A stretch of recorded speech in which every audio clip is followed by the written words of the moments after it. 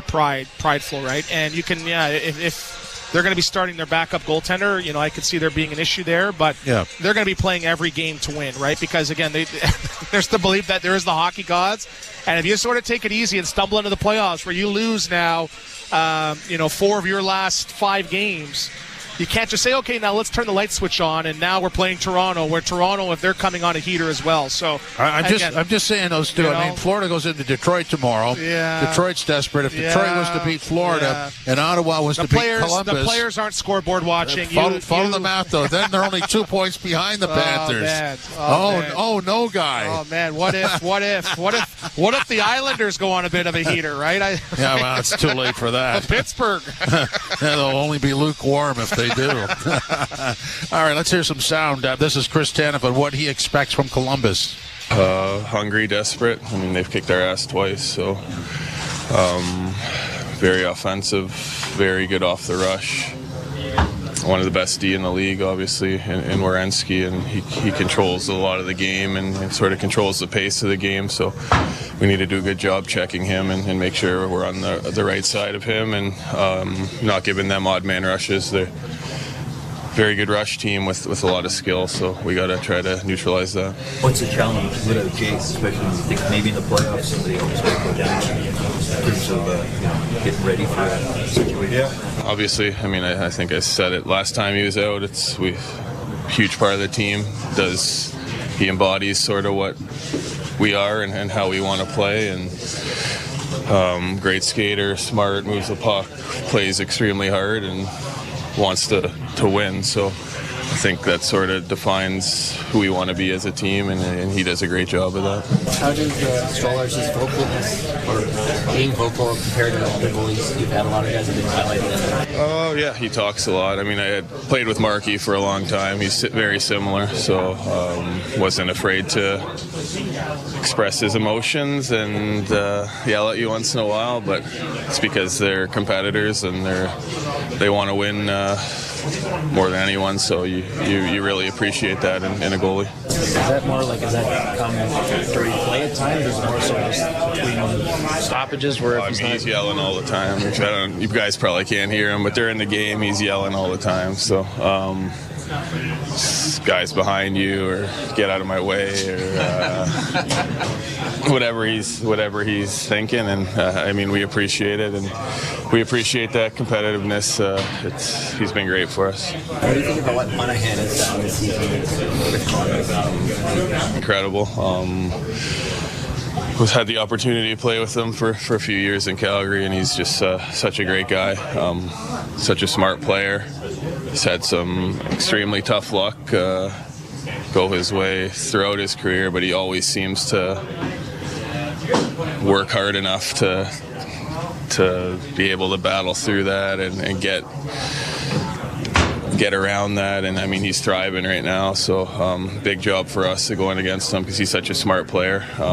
Finds little holes, finds pockets in the ice where he's able to get the puck and make plays, and I can't say enough about him. So I'm extremely happy that he's doing as well as he is.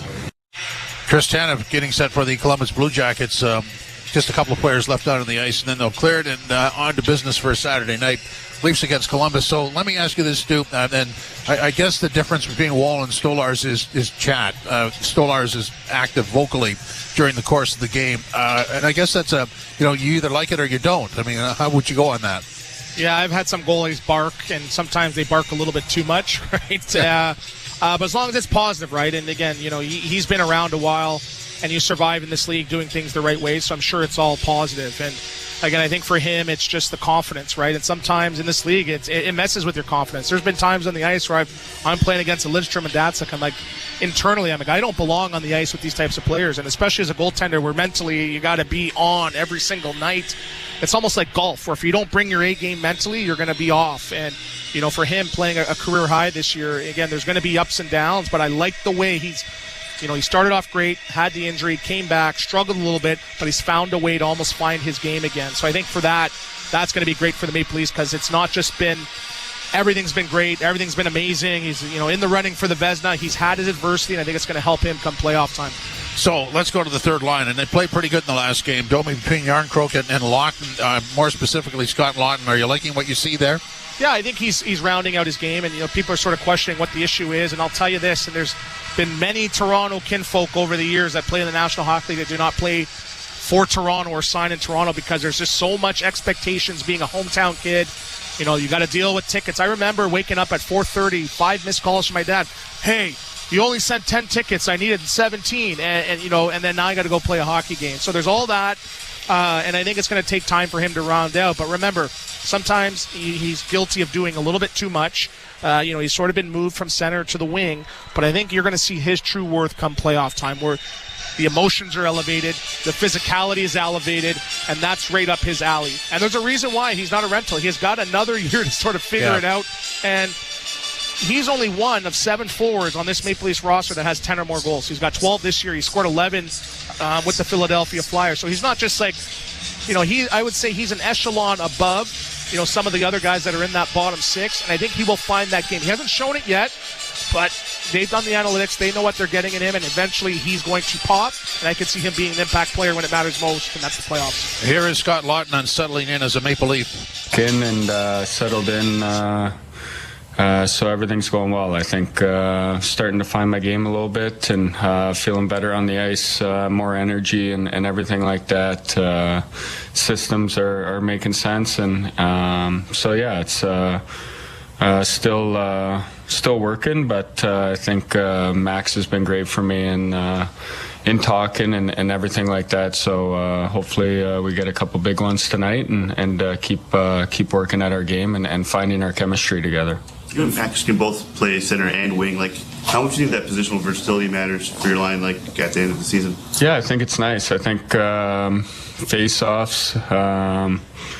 I think now in the game, whoever's low usually plays low, but I think it's nice to have even Yarny can play low, take face-offs on his strong side. So it's nice to have that versatility, and you come back in the zone, you're comfortable there and not looking for switches as much. And I think it's huge. I think it's going to be huge going down the stretch here of a big face-off or a big defensive play. You can have that comfortability and in your own zone and coming out of it.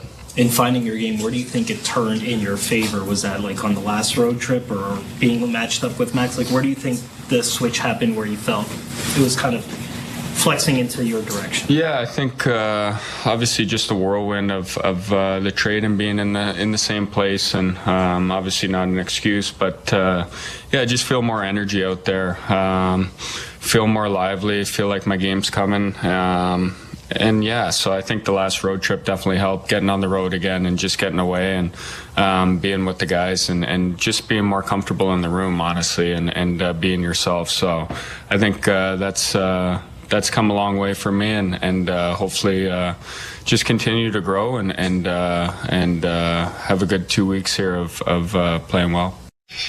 So Scott Lawton, sometimes it's not by design; it just happens that way. But with Yarncroke centered by Domi and Lawton on the other side, there's a couple of stories there. There's Yarncroke, reaching a good level in his game after missing most of the season, and you've got Domi, who was, I guess, negotiable as the third line center, but has taken a nice sort of jump forward there. And then Lawton, who was supposed to be the third line center, simplified the game and is effective on the wing. I'm sure that wasn't by design, but it works and it looks good. Yeah, it has. They're starting to round out and have an impact on the game. And I think ultimately, for them, yes, you want to chip in offensively, but you got to be defensively responsible. I think we have to go back. I have the worst memory in the league, but I think the plan was Tavares was supposed to be the third-line center. Nylander was supposed to be the second-line center. Yeah. Right? That's training camp. Absolutely. And I do remember some of my quotes on what that third line was for majority of the year. It was the third-line vortex, right? Where it was just an insurmountable amount of players just sort of in and out of that lineup, trying to find a role. Shift by shift, it was changing. And it takes time. It takes time to find a group of guys that can produce and play a good two-way game, right? Those are the Yanni Gourds. Those are the Bjorkstrands. And those are the guys that are making $3.5 to $5.5 million here. And they have a nice jewelry collection. Right. And again, the problem is you cannot put those guys and insert those guys into the lineup because you're too top heavy with regards to your cap issues. So that's something now they can address over the years as the cap goes up. But again, a lot of teams, their third line is their game breakers. They're called identity lines, Nick Paul, right? You see what he does in the playoffs, and you're seeing, the Winnipeg Jets and, who they have as as their group. So the identity has to be there. It just hasn't been there. But again, I know what the issue is with that. But what I like about this group, they're finding a way to impact the game positively on a night-by-night basis, and it's at the perfect time, right? Again, for Lawton, I think it's going to be baby steps, right? He started off -7, -8. He's been getting 9. He's now starting to get plus. He's starting to stay even, playing physical. He chipped in with a goal the other night. And just take those baby steps. And, again, playoffs is almost a clean slate. I think that's what he needs, and he's going to elevate. Okay, we'll set up the opening face-off for you next. This is Leafs Game Night live from Scotiabank Arena on TSN 1050, the iHeartRadio app, and the Leafs Radio Network. When you get a Subaru with symmetrical full-time all-wheel drive and class-leading safety included, it's like you also get a Subaru that comes with your very own golf club holder, stadium parking navigator, a basketball team transporter, a remote cottage finder, a beaver spotter, a coach hauler, bear country guide, a family road trip carrier, a muddy road controller, extreme wind stabilizer, plus a... And we're out of time. Subaru is the multi-tool that masters every unpredictable weather condition. Visit your local Subaru dealer for great lease and finance options. From the biggest stadiums to the coziest holes in the wall. From house parties to porch hangs to pride celebrations. From your favorite fuzz shop to your local Indian spot. From noodle bars to sports bars to salsa bars. There's a Molson with your name on it. Canadian Ultra XL. Molson. Everyone in. Must be legal drinking age. Alpine News Network is here live with one of our superheroes. Joe and Lucy needed a new roof and reached out to Alpine Credits. I flew over to help them with a home renovation loan.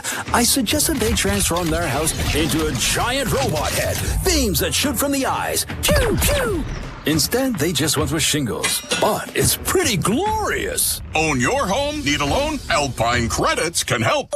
Alpine Credits, where homeowners get approved. Just for license 12616. At Great Wolf Lodge, your whole family can go on an adventure. Splash away in our water park and bowl a perfect score with your pack. And mix game time with family time. And at Great Wolf Lodge, all this excitement is just a short drive away. So bring the pack together and learn more at greatwolf.com and strengthen the pack. Well, not a very busy week for the Leafs, but it's been effective. A 3-2 win over the Florida Panthers has optimism high. Leafs hoping to nail down first and get set for round one. The big guns are getting it done. Support players going well, and goaltending is superb. Injuries take McCabe and Camp out tonight, but the question remains, will the Leafs rise to the occasion tonight against the Columbus team in a tight spot?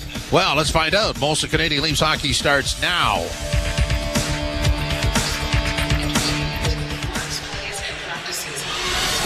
It's time for Molson Canadian Leafs hockey on TSN 1050 and the Leafs Radio Network. The Leafs live here.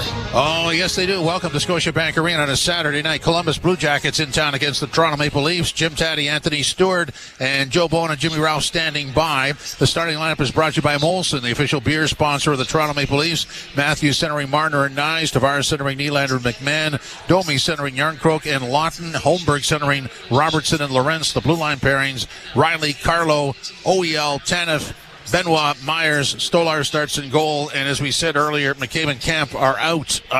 When you look at this lineup, we didn't talk about it before, but John Tavares still, as you said, going into the break at the top of the hour, most people had him penciled in as the third line center. Again, this is a yearly thing coming out of training camp that he's going to drop in the lineup, and all he does is evolve. It's remarkable, isn't it? Obviously not in this program. We did discuss that. I think we were talking about him being the first line center, but that's neither here nor there. But 15 goals, in his last 20 games. He's tied for first in the National Hockey League since the Four Nations break. He's got 9 goals and 14 points in his last 10 games. And Nylander's got 6 goals, 13 points in his last 10.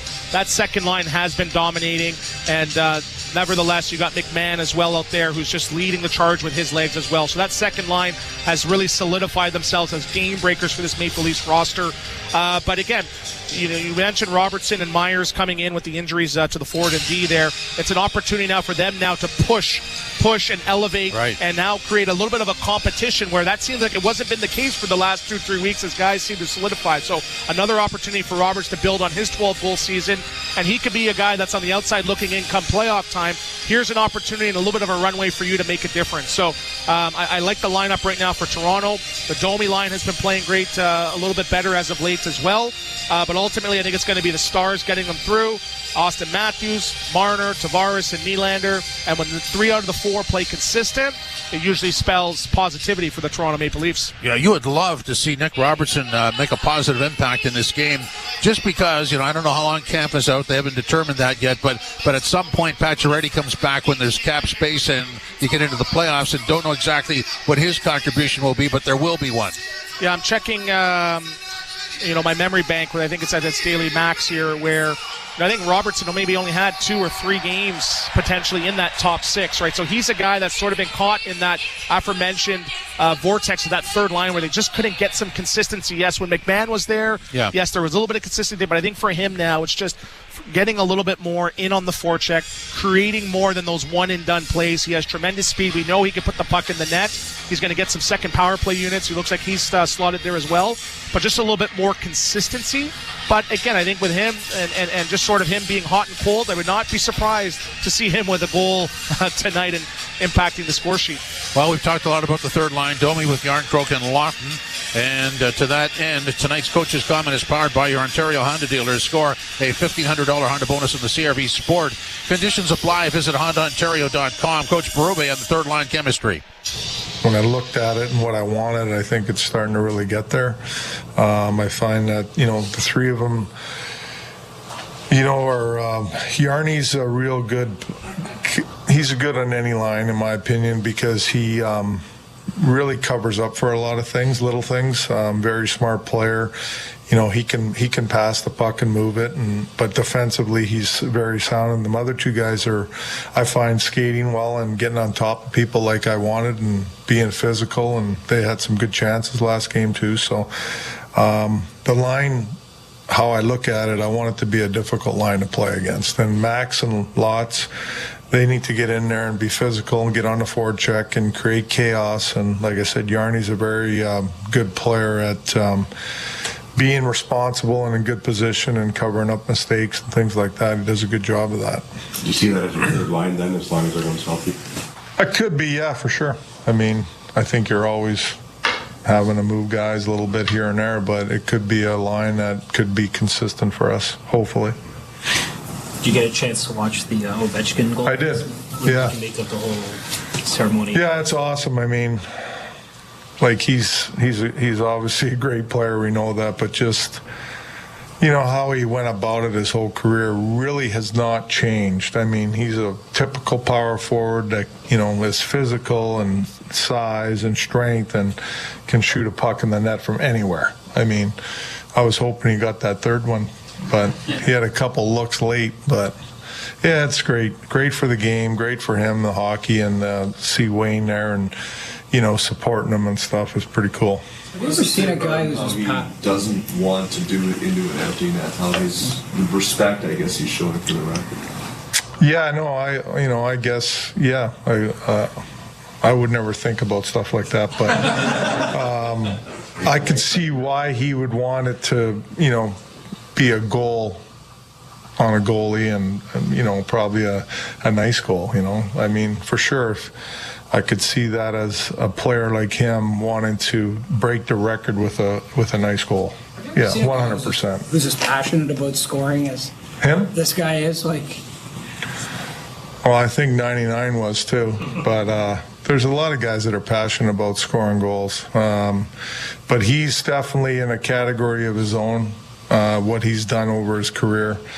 and the consistency he's done it with. Like, I mean, every year it's 30 goals, 30, plus. Like, he really doesn't have down years too often. I mean, I would have to look and see if he did have a couple, but his game, like I said, has not changed from the time he came in to now. And his age, I mean, he looks pretty darn good out there for his age to me.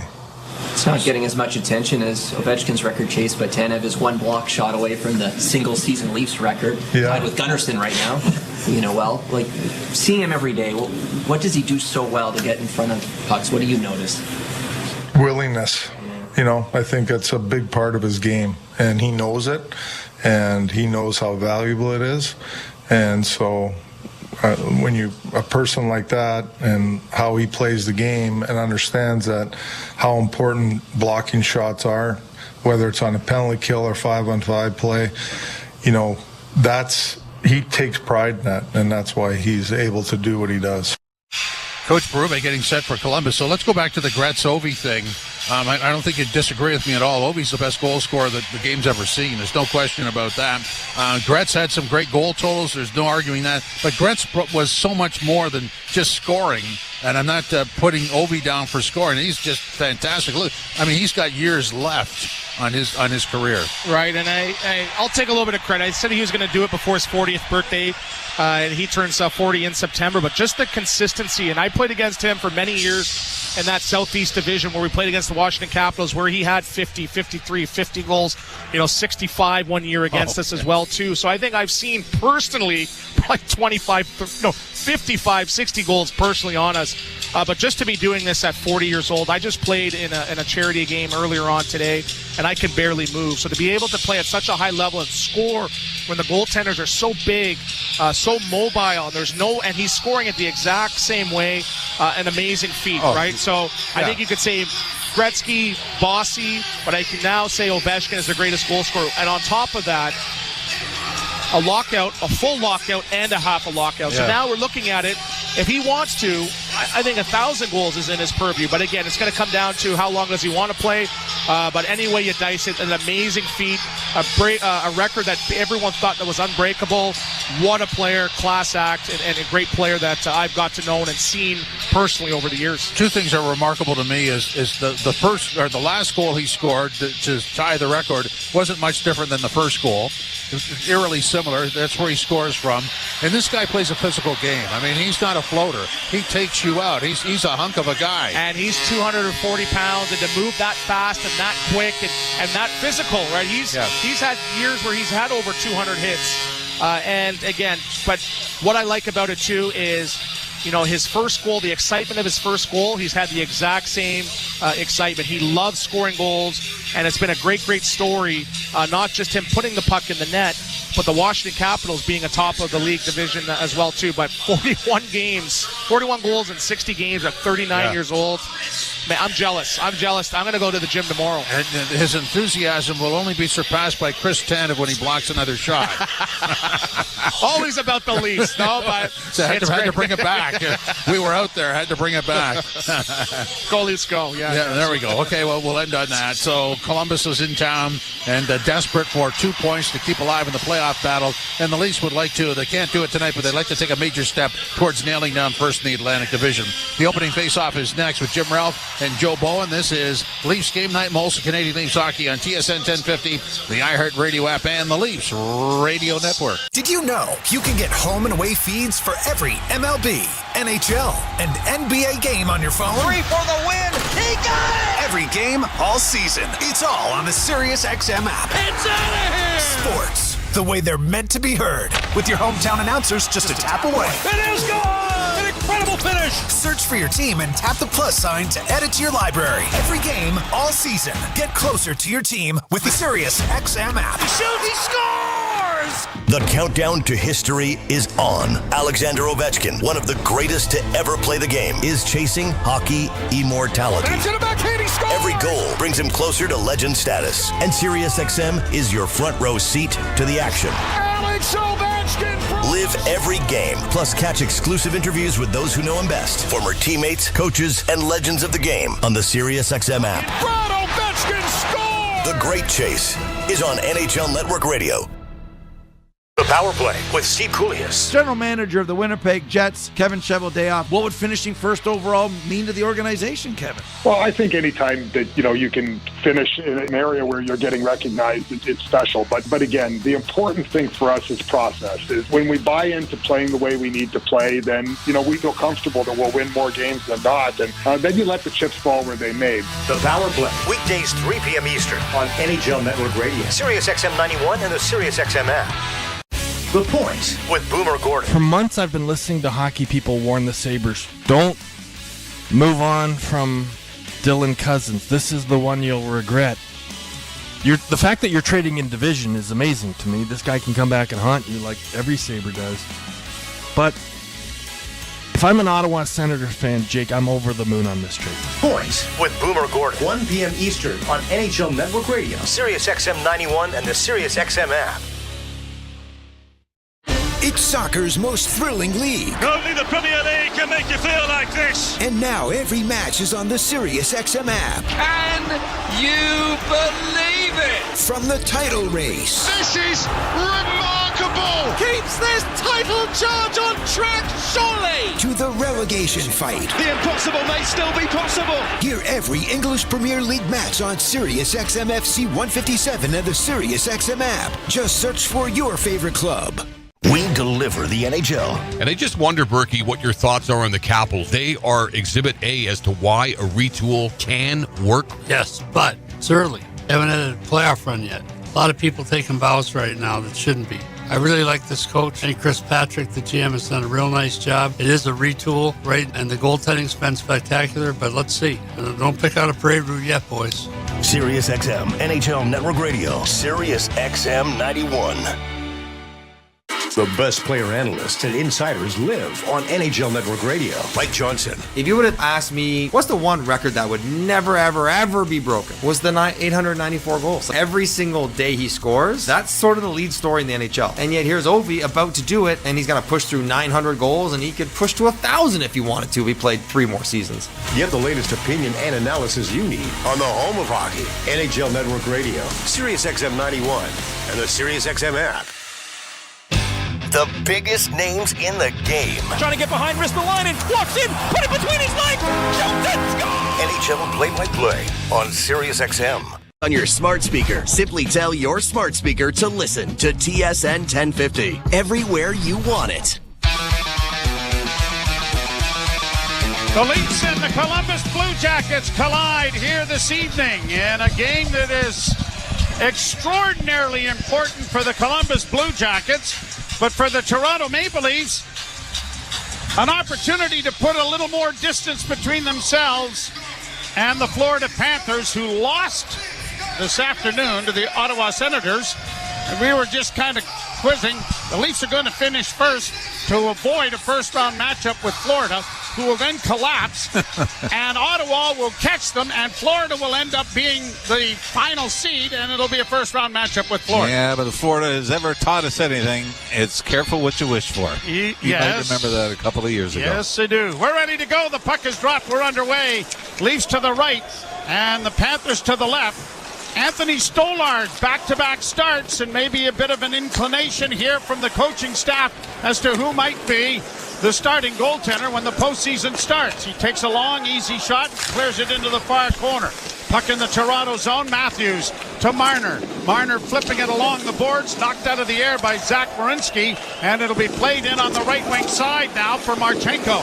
Marchenko into the slot, a pass down into the corner, and it comes around, centering pass in front of the goal. Whoa, a great save made by Stolarz as the Columbus Blue Jackets get the first good opening salvo as far as puck possession in the first 39 seconds. The Leafs have had trouble against the Columbus Blue Jackets. 0-2-1 in the last 3 against Columbus, and have won just 2 of the last 7. And they've been giving up a ton of goals the Leafs have to the Blue Jackets. Played to an open wing by Tavares, knocked in by Carlo. He decides to leave it to Nylander's forechecking, and the puck comes free, and it is cleared off a skate into neutral ice. Back come the Jackets to get it down into the Leaf end, and it'll go around back of the net for Morgan Riley, who avoids a hit and got it ahead for Bobby McMahon, but brought in over the line by Provorov into the slot area, and it comes back up on the wing with one man back. And here's Nylander trying to catch up as Tavares. Nylander working into the slot, still with the puck. Now curls to the far side. Back to the blue line, still with it. Nylander, left wing side. Benoit, a shot, and that was steered aside by Merzlikins. Back to the point. Benoit D to D on the far side. Myers' shot was deflected wide, and Provorov will turn in his own zone to organize. Thought that break by Nylander was going to be a lot more dangerous than it turned out, didn't you? Yeah, John Tavares just could not get open. Given that option to throw it over. And because Nylander sort of pulled up, that took away the option to drive into the net. Gabranson couldn't get it into the Leaf zone. Puck in the center ice area, now backhanded in over the line. But the Leafs will get there, and Benoit circles back in his own goal and plays it out and down. Icing waved off as it was touched by a defender. And Merzlikins will play it up on the right wing side, and Gabranson gets it out at center. Back into the Leaf zone, and Chris Tanev turns. The Leafs are without Jake McCabe, and that is concerning. It is day to day, but we've learned that day to day could be week to week, month to month. Yeah, he's been out day to day for months before. Never taken that puck to the back of the head. Centering pass off a stick, goes into the slot, cleared to the line, but it'll be trapped there by OEL on the wing, and a shot by Robertson deflected wide. Robertson back into the lineup as a pass back to the blue line, hops over the stick of Oliver Ekman-Larsson. He'll have to go back into the Toronto zone. Nicely underway. Glad you're along with us. Long shooting goes down into Columbus territory. Blue Jackets sending it along for Dante Fabro. He'll get it out. Down into the Leaf zone it goes. Carlo reversing the puck for Morgan Riley. Up against the boards. It goes back into the corner for Zach Aston Reese. He gets it back to the point for Fabro. D to D pass. Almost intercepted by Marner. Poked out into the center ice area. He almost stripped Zach Werenski, and he would have been away to the races. Riley up for Nyes. Into the slot. Drops for Riley at the near half board. Centering pass, and Nyes fanned on the redirect in front of the net, and he was alone and unmarked. Back in over the line now for Nyes. Nyes in with a shot, and Merzlikins gets the blocking glove in front of that. Leafs have had a couple of odd man rushes here early. Blue Jackets play it up on the right wing. Marchenko in across the line. The drop pass for Monahan, and an easy save made by the left hand of Anthony Stolarz, who comes into the game with a record of 17-8-3, a .920 save percentage, and a 2.34 goals against average. Well, since we just got underway, I want to wish my favorite goalie a happy birthday today. Is it Anthony Stolarz's birthday? No, Doug Flavelle. My favorite goalie, too. And yours, and your birthday as well. Yes, I was going to bring that up because I know that it's Fabi's birthday. But happy birthday to you, well, Joey. Thank you. He was we get an icing call. I'm going to just put down a character. Yes. Would you not? And still great to see him, and looks fantastic. Yep. 80 years old today, Fabi. And was my first and only goalie coach. Really? How'd it work out? Probably worse for him. He was never hired back? Nope. Well, you've had that effect on a lot of people. I know that. Not as many as I'd like. No. Van Riemsdyk gets in over the line. A backhand goes wide. Back of the net now for Fantilli. Fantilli back to the point. Dishes it off. Matichuk trying to get a shot away. Back to Fantilli. A backhand went through the goal crease. Far side for Provorov. Trying to get it back to the point. It does come back to the point. Left on the left wing side. A shot fought off by the glove of Stolarz, who didn't know where it was. It comes back to the point. Another shot. Stolarz stopped that. The Leafs are going to get it off as sticking out into the center ice area. Well, Greg Brube is not going to be thrilled with his start here. The Leafs have given up way too much. 5-2 shots. Columbus already. We're just 5 minutes into this game. Down into the Columbus zone it goes. Played out into the center ice area. And into the Leaf end. Stolarz pumps it into the far boards. Myers into the game. And they're going to have to get him into the game somewhere as it comes back to the point shot. Off a leg, goes wide of the Leaf net. The Leafs' depth on defense is literally right there in Philip Myers. And he needed to play somewhere, whether it was by injury or just by getting into the match. Puck still in the Toronto zone. Voronkov gets it back to the point. Pass intercepted. And now Benoit trying to chop it up on the wing. Got it up to the blue line, but not out. Played off onto the left wing side for Jack Johnson. He's forced wide. The puck turned over. The Leafs just need to get it out. And they do, sending it down into the zone, but icing is waved off. And so the Leafs will go back to retrieve the puck.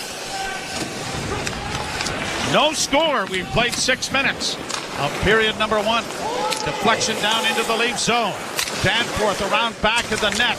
Tied up by Riley. Someone's lost a stick in the fray, and I think it's Morgan Riley. He's going to have to go to the bench, and the Leafs get the puck out for him and down into the zone. Pontus Holmberg swinging it around the boards on the far side. Lorenz lets the defense get there. Holmberg trying to drag it out from behind the net. Couldn't get it out in front. Now a shot by Robertson is off the blocker of Merzlikins. Merzlikins comes into the game 25, 20, and 5. 3.20 his goals against average. Into the slot, a shot off a stick of Carlo and a fairly easy glove for Joseph Wall, or for Anthony Stolarz, and he'll hold on. Are you surprised Stolarz is playing? I'll let you think about that while we go to commercial break. You're listening to Molson Leaf Hockey on TSN 1050 and the Maple Leafs Radio Network. Tune to alerts from the Weather Channel for the latest information on the major storms in the Ohio Valley, producing destructive storms and major flood risks. Hi, I'm meteorologist Jim Cantori. When severe weather is impacting any part of the country, alerts from the Weather Channel for live simulcast of the Weather Channel for the latest information to keep you safe and informed. For continuous coverage of the Ohio Valley storms, tune to alerts from the Weather Channel on the SiriusXM app. Just search weather. The countdown to history is on. Alexander Ovechkin, one of the greatest to ever play the game, is chasing hockey immortality. Every goal brings him closer to legend status. And SiriusXM is your front row seat to the action. Alex Ovechkin! Live every game, plus catch exclusive interviews with those who know him best. Former teammates, coaches, and legends of the game on the SiriusXM app. Brad Ovechkin scores! The Great Chase is on NHL Network Radio.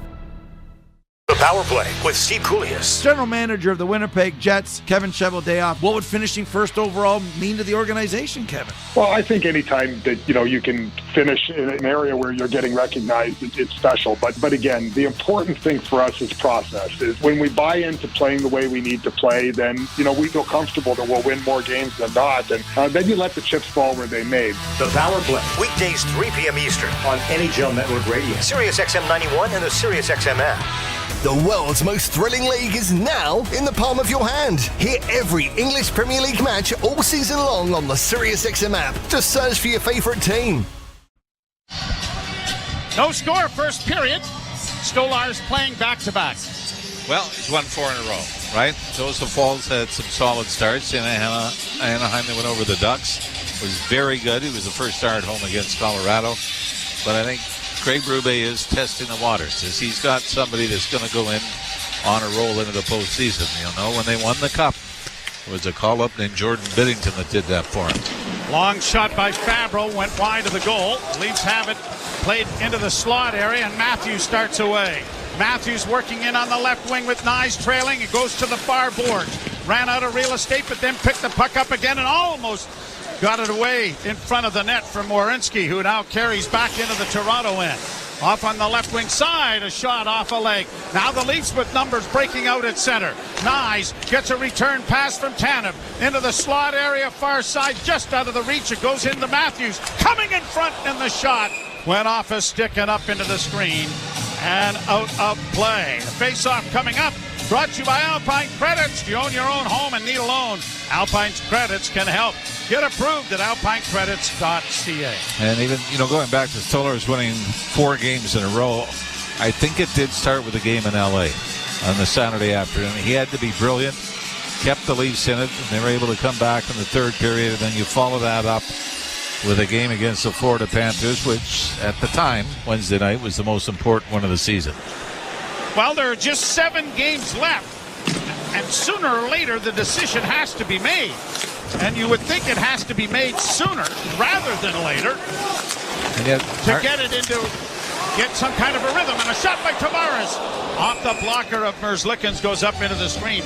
And so I think that the decision might have been made, and I think that we're seeing that decision is Stolar's. Could it change? Yeah, there's still little voice that says Joseph Woll. I think if he starts the playoffs for the Leafs last year, they get past Boston in the first round. He comes in when they're down 3-1, wins 2 games, gets hurt at the end of the second game. Only gave up a single goal in each of the 2 games. Draw won by Toronto. Back to the point it goes. A drive by Carlo is off a body and it went wide. In against the boards, Tavares. Unable to get to it.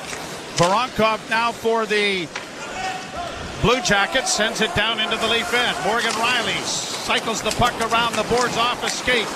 Diving to try and knock it out, and failing was McMahon, and a wrist shot by Sillinger went just wide on the turnover. Puck at the blue line is poked by McMahon out at center. McMahon made a valiant dive to try and hook the puck out. That's the second time he's done that. Yes. In the period. And missed both of them. You know, it's probably not something they really practice. No, I don't think you might think they might try that this week. I think he made the diving team in high school. Into the far side. Leafs get it out at center. Benoit, no score. Left wing side, Domi. A pass in front of the net, went off a stick and went wide. Lawton couldn't get it back out in front. Back come the Blue Jackets to center. In on the wing, Fantilli getting it into the slot. Boone Jenner sent it back to the blue line. Gudbranson trying to get it in front, and it's knocked away by the Maple Leafs to the far wing, but not out. Jack Johnson keeps it in. Back of the net is Van Riemsdyk. He tries to flip it out in front and did, but no one was there. But it comes to the blue line and is kept in by Columbus. Puck now in front of the net. Myers pounding it off the board to center, and he gets Lawton in over the line. His shot is just off the mark wide, and it was a bullet. Played right back down into Toronto territory. Puck along the boards on the near side. Robertson got it to the line, but not out. Kept into the corner, and it goes around back of the net. Danforth is there for the Jackets. Back to the point. D to D. It comes to Fabro. His shot is deflected in front of the net. Corrali was there, but he couldn't direct it on goal and sent it wide. Almost halfway through a scoreless first period. Played off the boards and out by Pontus Holmberg. And going back for it is Werenski. He almost gave it away, and now they do. Holmberg into the slot. A shot scores! Robertson! A horrific giveaway. And Nicky Robertson is the beneficiary of a Pontus Holmberg setup for a 1-0 Toronto lead.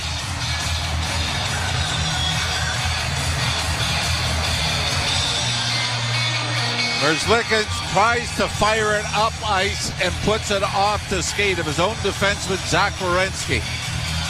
It goes out to the top of the left wing circle. Pontus Holmberg, Joe, still makes a great play. Instead of trying to get it to the net right away, he takes a look and sees Nick Robertson in the high slot heading into the Leaf zone. He puts it on Robertson's stick, and Nick Robertson, we've seen him do this. That quick release is 13th of the year to put the Leafs up 1-0. Nicky Robertson is in that damned if I do and damned if I don't, isn't he? You know he can score. You know he has a great shot. You know he's going to get pucks to the net. But he isn't in the lineup at times because of maybe his size, maybe his lack of defensive prowess, if you will. And you know, his last game was against San Jose, and you remember he took a couple of minor penalties in that game. So that the discipline part had been a factor for him. But they're looking for depth scoring. Nick Robertson, that's his 13th of the season. He can give you that Lonnie Bohannes moment, can he? There's a name. from the pass. Here's Benoit shooting it down into the zone. And you're absolutely right. 1999. Yes, indeed. Played high to center ice, and it ends up going into the benches with 8:54 to play in the first period. Nicky Robertson's 13th from Pontus Holmberg at 10:03. And the Maple Leafs have a 1-0 lead. You're listening to Molson Leaf Hockey on TSN 1050 and the Maple Leafs Radio Network. From the biggest stadiums to the coziest holes in the wall. From house parties to porch hangs to pride celebrations. From your favorite fuss shop to your local Indian spot. From noodle bars to sports bars to salsa bars. There's a Molson with your name on it. Canadian Ultra XL. Molson. Everyone in. Must be legal drinking age. Alpine News Network is here live with one of our superheroes. I don't want to say I'm a big deal, but I am a superhero. I love helping people consolidate their debts, and that's what I did for the Smiths. I took their bills and zoom, wha-bam, zap, turn them into one low monthly payment. No, the sound's not necessary, but it's part of the fun. Own your home? Need a loan? Alpine Credits can help.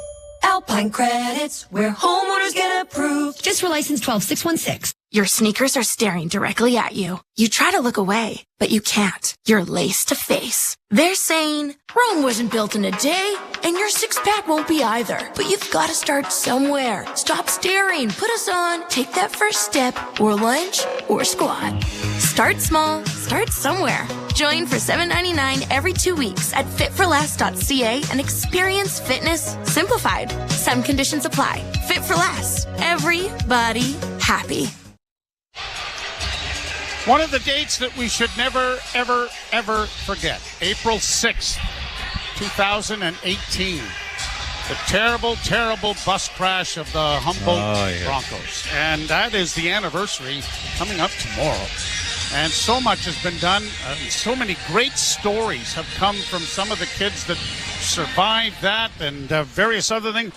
One's playing in the sledge hockey and various other things. I mean, it's just an absolute tragedy, and how all of hockey, and especially minor hockey, we know how, gathered together, putting sticks out in front of your house and everything. I mean, it was just an absolute tragedy. And Gail Longworth, a good friend of ours, has been very much involved in keeping that, and a lot of people donating and helping and doing stuff.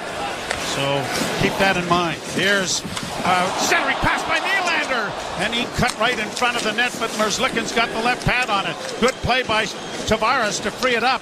Over to Brandon Carlo. Wrist shot coming, it's wide. Onto the stick of Bobby McMahon, who couldn't drag it around back of the net. And it'll be the Blue Jackets sending it high. Out and down the ice. Brandon Carlo will outrace Dmitry Voronkov, and it'll be an icing call coming here. Well, the Leafs have responded here, as now the shot's a little more even at 9-7 favoring Columbus. But the Nick Robertson goal, and I thought coming in when you saw him on the fourth line tonight, Joe, with Pontus Holmberg and Steven Lorentz, you thought, okay, you could see him moving up to be reunited with Max Domi, maybe switch spots with Kelly Ehrencroft. But I think Big Ruby likes him where he is so far. Centering pass goes high to the near boards in the Blue Jackets end. And Columbus will play it high to center ice where it's volleyballed ahead. Domi touches it. It's going to be a whistle. And now the Blue Jackets decide to play it ahead, and they do. Boone Jenner in over the line. Had it knocked off his stick initially, but it goes into the corner. Blue Jackets along the boards trying to out-muscle a man. Myers is there, and a penalty is coming for cross-checking. And is it Scott Lott? I believe it is, going to the penalty box. Yeah, that's a bit of a dive. This is one of those you feel a little pressure in the lower back, and down you go. Not a great call, but it's an unnecessary action by Scott Lawton, too. It doesn't accomplish anything, right? Even if the guy stays at his feet, doesn't accomplish anything. Penalty kill brought to you by CMC Markets. Take your trading to the next level with $0 commission on stocks. There he felt it, and down he went. So, Leafs trying to kill off the first power play. And they win the draw, and Marner skates it out at center and is surrounded, so just dumps it in. Blue Jackets 33 of 174, 23rd in power play proficiency at 19%. Leafs are 16th in the league in penalty kill, allowed 48 of 219. 3 of 14 in their last 5 games. Jackets get it in over the line. Monahan dropping it off into the near corner for Kent Johnson. Johnson for the pass across the ice. And a good block again by Chris Tanev. And the slapping of the stick that you might have heard was goaltender Anthony Stolarz thanking his other goalie for making a pretty good save. We got to get him. Okay, who was the Minnesota North Star defenseman with the ridiculous shin pads? Craig Ludwig. Craig Ludwig. We need to get those pads out of whatever Hall of Fame they happen to be in. At the point, Werenski over on the left wing side. Dropping it off. Power play has 48 seconds to go. Werenski back onto the left wing. Trying to work down the boards. Marchenko now back of the net. The pass comes back to the near point. Johnson to Werenski. Werenski with a shot. Blockered away by Stolarz. It's around back of the goal. Comes in front of the net. Good stick there by Nyes, who was hauled down. No penalty call. Kept alive by the Jackets at the point. Werenski fanned on his shot. The Leafs are going to get it up on the wing, and from one knee, it is cleared by Steven Lorentz down the ice. Lorentz turns and has a word with the official. Who are Justin Kia and Kendrick Nicholson tonight. Always good to introduce them after who think that they've missed something. It'd hate to not have a name to be able to attach to it, right? You're wondering who screwed that up. Shot goes high and wide of the Leaf goal. Comes back to the near point. Kept in by Werenski to the near side. Down into the corner once more, and a centering pass went right through the blue paint. Voronkov couldn't get his stick on it. Leafs are able to turn the puck over, and they start out of their own end. Tanev got it ahead. Riley into the rush, trying to drop it back for Nylander, but the back checking of Voronkov took it away. Cleared into the center ice area. Myers with the long reach. Got it ahead for Nylander, who hadn't quite gotten out of the offensive zone. And it puts the play offside with 4:50 remaining in the frame. The Leafs with a 1-0 lead on a goal from Nicky Robertson. You're listening to Molson Leaf Hockey on TSN 1050 and the Maple Leafs Radio Network. Sports Grid Radio is covering the lines, odds, and props for every major sporting event. The Final Four. Cinderella's a cute story. Cinderella always goes home at midnight. MLB opening week. They are stacked, and the Dodgers had that win total yesterday, posted at 103.5 for good reason. And the NFL Draft and the Masters are on the horizon. He's already sub 5-1 to win the green jacket. If you're betting on it, we're covering it. They're plus 320 price right now to win the World Series. Sports Grid Radio, channel 159 in the car and on the SiriusXM app. The countdown to history is on. Alexander Ovechkin, one of the greatest to ever play the game, is chasing hockey immortality. Every goal brings him closer to legend status, and SiriusXM is your front row seat to the action. Alex Ovechkin! Live every game, plus catch exclusive interviews with those who know him best, former teammates, coaches, and legends of the game on the SiriusXM app. Brad Ovechkin scores! The Great Chase is on NHL Network Radio. The Power Play with Steve Koulias. General manager of the Winnipeg Jets, Kevin Cheveldayoff. What would finishing first overall mean to the organization, Kevin? Well, I think anytime that you can finish in an area where you're getting recognized, it's special. But again, the important thing for us is process. Is when we buy into playing the way we need to play, then we feel comfortable that we'll win more games than not, and then you let the chips fall where they may. The Power Play weekdays 3 p.m. Eastern on NHL Network Radio, SiriusXM 91, and the SiriusXM app. Join me, Gord Stellick, and Scott Laughlin as we recap the night that was on NHL Morning Skate, weekday mornings at 7 a.m. Eastern on NHL Network Radio, SiriusXM 91.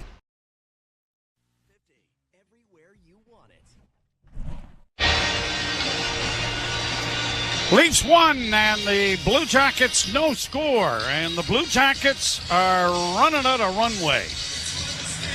They have got a break today in the Rangers losing to New Jersey, but they trail the Rangers by 2 points.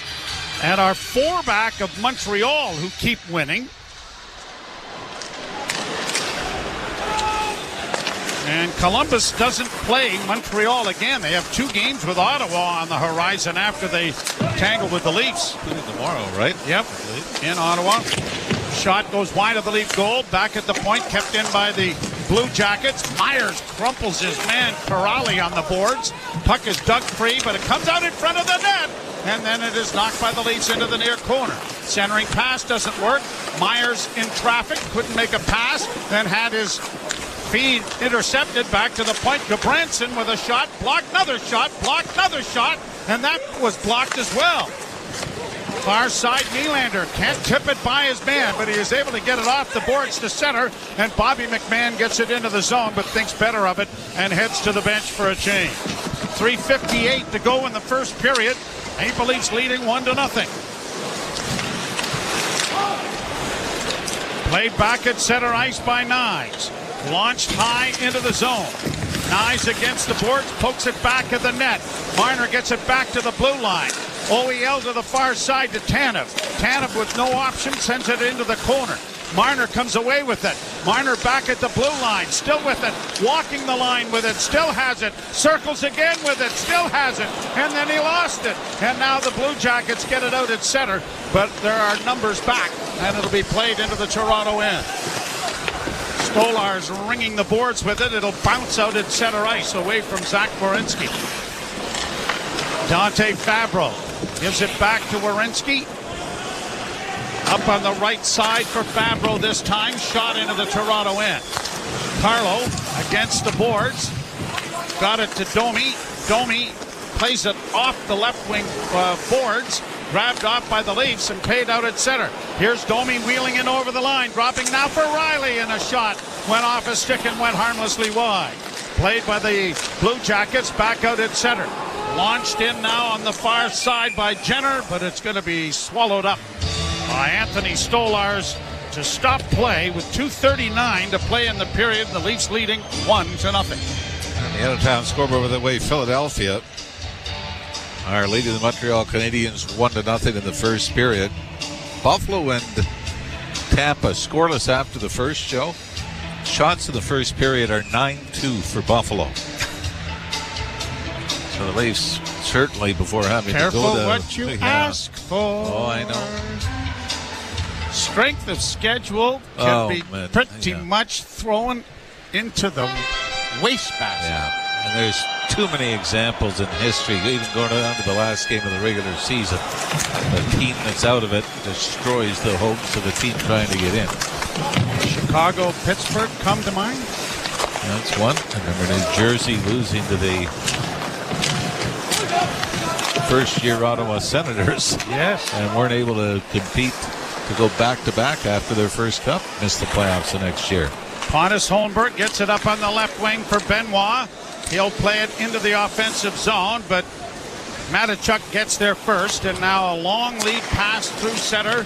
Voronkov will play it to the line, but not get it into the zone, and the Blue Jackets have to regroup with 2 minutes to go in the first.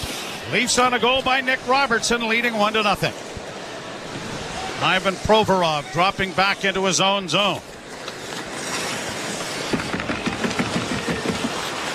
Provorov holding off. Gets it onto the right wing boards now for Gabranson. Gabranson out at center. Got it in over the line. OEL trying to drive his man wide and did a nice job on Danforth to take him around back of the net. The scramble goes on the end boards behind the Leaf goal. Dug out now by Toronto. Brought out and a pass goes up on the wing for Nylander. With Tavares in across the line. Nylander back in looking for McMahon on the left wing side. And it was deflected away back out at center ice. Willie goes back and gets it again. Here's Nylander sweeping in over the line. And I think he swept when he should have swerved. And it's offside. Sweep and swerve. Well, you know what? That's the type of player he is, isn't he? A sweeper and a swerver. That was my summers in the off season.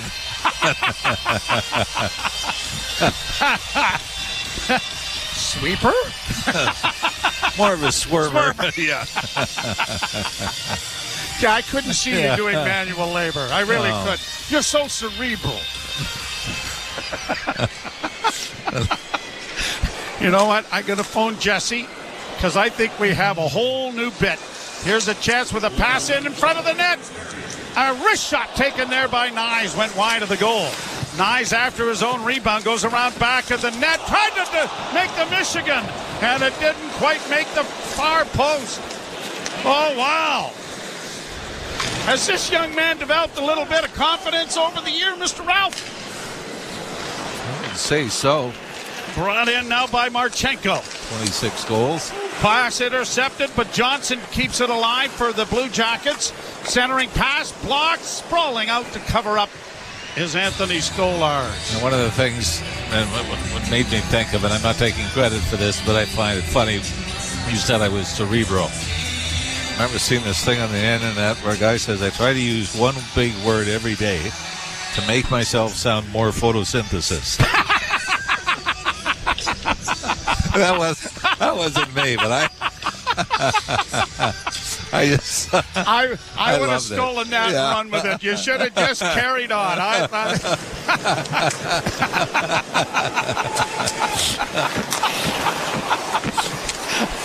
What's that mean? That's a big word. I'm not sure I know what it means. Leafs back in their own zone. Don't get the puck out. Lawton had it taken away, then Domi knocks it around back of the goal. Just 1 second left in the period. And we will photosynthesis off to the first intermission. Not a great line. Is that what it means? I don't know what cerebral means. Well, all right. Well, we'll Google it. Think about this first period. What did you think? I thought there were too many long stretches that the Leafs had in their own zone. I thought they were very fortunate. Anthony Stolarz was good, but the shots on goal, I think, were a pretty good indicator. 14-8 for Columbus. They had a lot of jump up front. And like we said, they're in dire straits. They're 4 back of Montreal with a game in hand. And the Rangers lose this afternoon as well. So they've got an opportunity to make things up. And for Don Waddell, you really hope. He has done such a marvelous job under difficult circumstances. Dean Evison as well in behind the Columbus bench. So you hope they can get in, but maybe not tonight. You know. No. We wish them a little best selfish. of luck against Ottawa in the back-to-back series. We will step aside, and Jim Taddy will be along with Anthony Stewart. 1-0 Toronto. A goal from Nick Robertson. You're listening to Molson Leaf Hockey on TSN 1050 and the Maple Leafs Radio Network. Feel the bass. Ride the rhythm. And move to the dance hits and remixes that defined a generation. In Utopia. A channel pulsing with 90s rave classics and iconic 2000s club anthems. Utopia. Channel 341 or at home on your phone, computer, Alexa, TV, or other internet-connected devices. The countdown to history is on. Alexander Ovechkin, one of the greatest to ever play the game, is chasing hockey immortality. Every goal brings him closer to legend status. And SiriusXM is your front row seat to the action. Alex Ovechkin! Live every game, plus catch exclusive interviews with those who know him best. Former teammates, coaches, and legends of the game on the SiriusXM app. Brad Ovechkin scores! The Great Chase is on NHL Network Radio. The Power Play with Steve Koulias. General manager of the Winnipeg Jets, Kevin Cheveldayoff. What would finishing first overall mean to the organization, Kevin? Well, I think anytime that you can finish in an area where you're getting recognized, it's special. But again, the important thing for us is process. Is when we buy into playing the way we need to play, then we feel comfortable that we'll win more games than not, and then you let the chips fall where they may. The Power Play, weekdays 3 p.m. Eastern on NHL Network Radio, SiriusXM 91, and the SiriusXM app. The Point with Boomer Gordon. For months, I've been listening to hockey people warn the Sabres, don't move on from Dylan Cousins. This is the one you'll regret. The fact that you're trading in division is amazing to me. This guy can come back and haunt you like every Sabre does.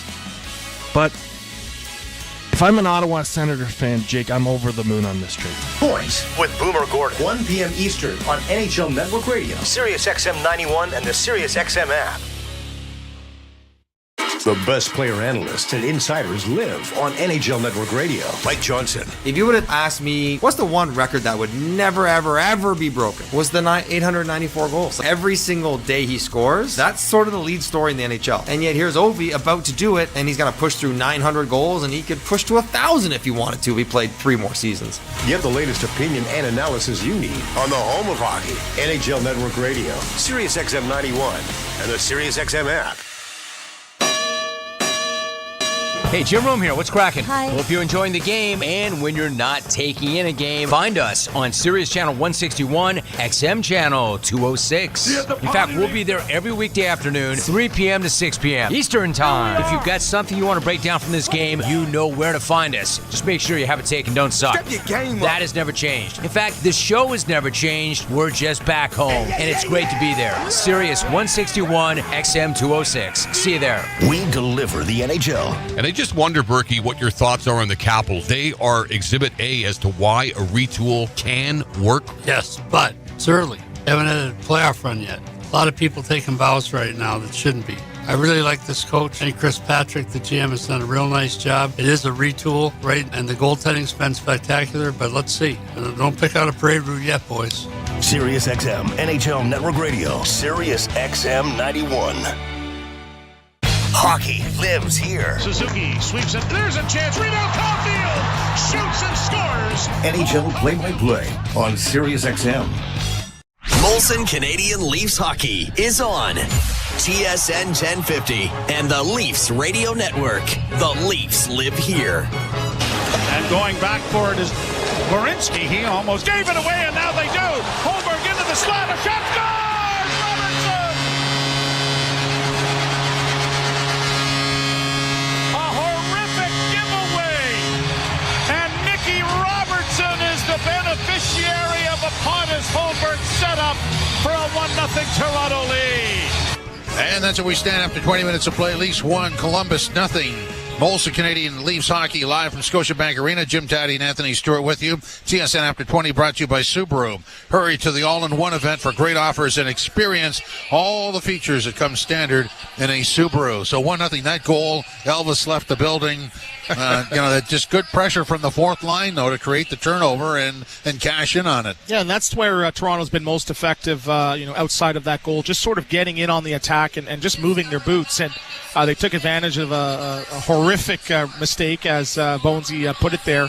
But again, just an attack mode there. But great job there. Plinkoed off the skates, a couple skates, landed on a Holmberg skate stick. And what's great about that is Holmberg, he's sort of been up and down, in and out of the lineup. Typically in that situation, if you're a guy that's sort of, on the outside looking in at times, you're just going to put that puck on the net. But what did he do? Extreme patience in making that pass to Robertson, who does what he does best, put the puck in the net in that exact same spot. So great job by that line, getting in on the score sheet. They were getting in on the forecheck, moving their feet. So I think that just needs to be a little bit more contagious for the rest of the group. They're getting a little bit too fancy through this first 20 minutes and outshot, I think it's now 13-8. I think we see the update here. Yeah. And again, they can be now sometimes victims of their own embarrassment of riches and just sort of be extra skilled. But against a Columbus Blue Jackets team that has to be a desperate group, I think you just got to continue and have success doing what you do best, advancing the puck, getting it on the cycle, crashing and surrounding the net.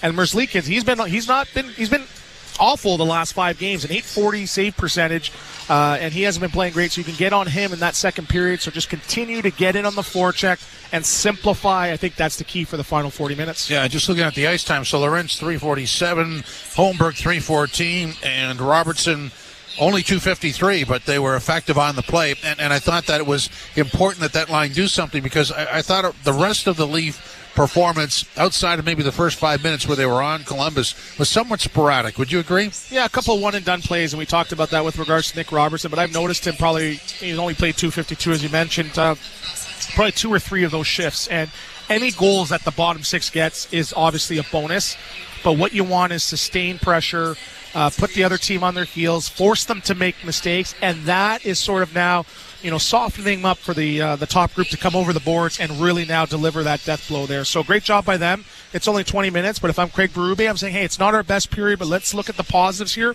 We're up 1-0. We took a penalty that killed our momentum, a couple turnovers, but we managed that puck.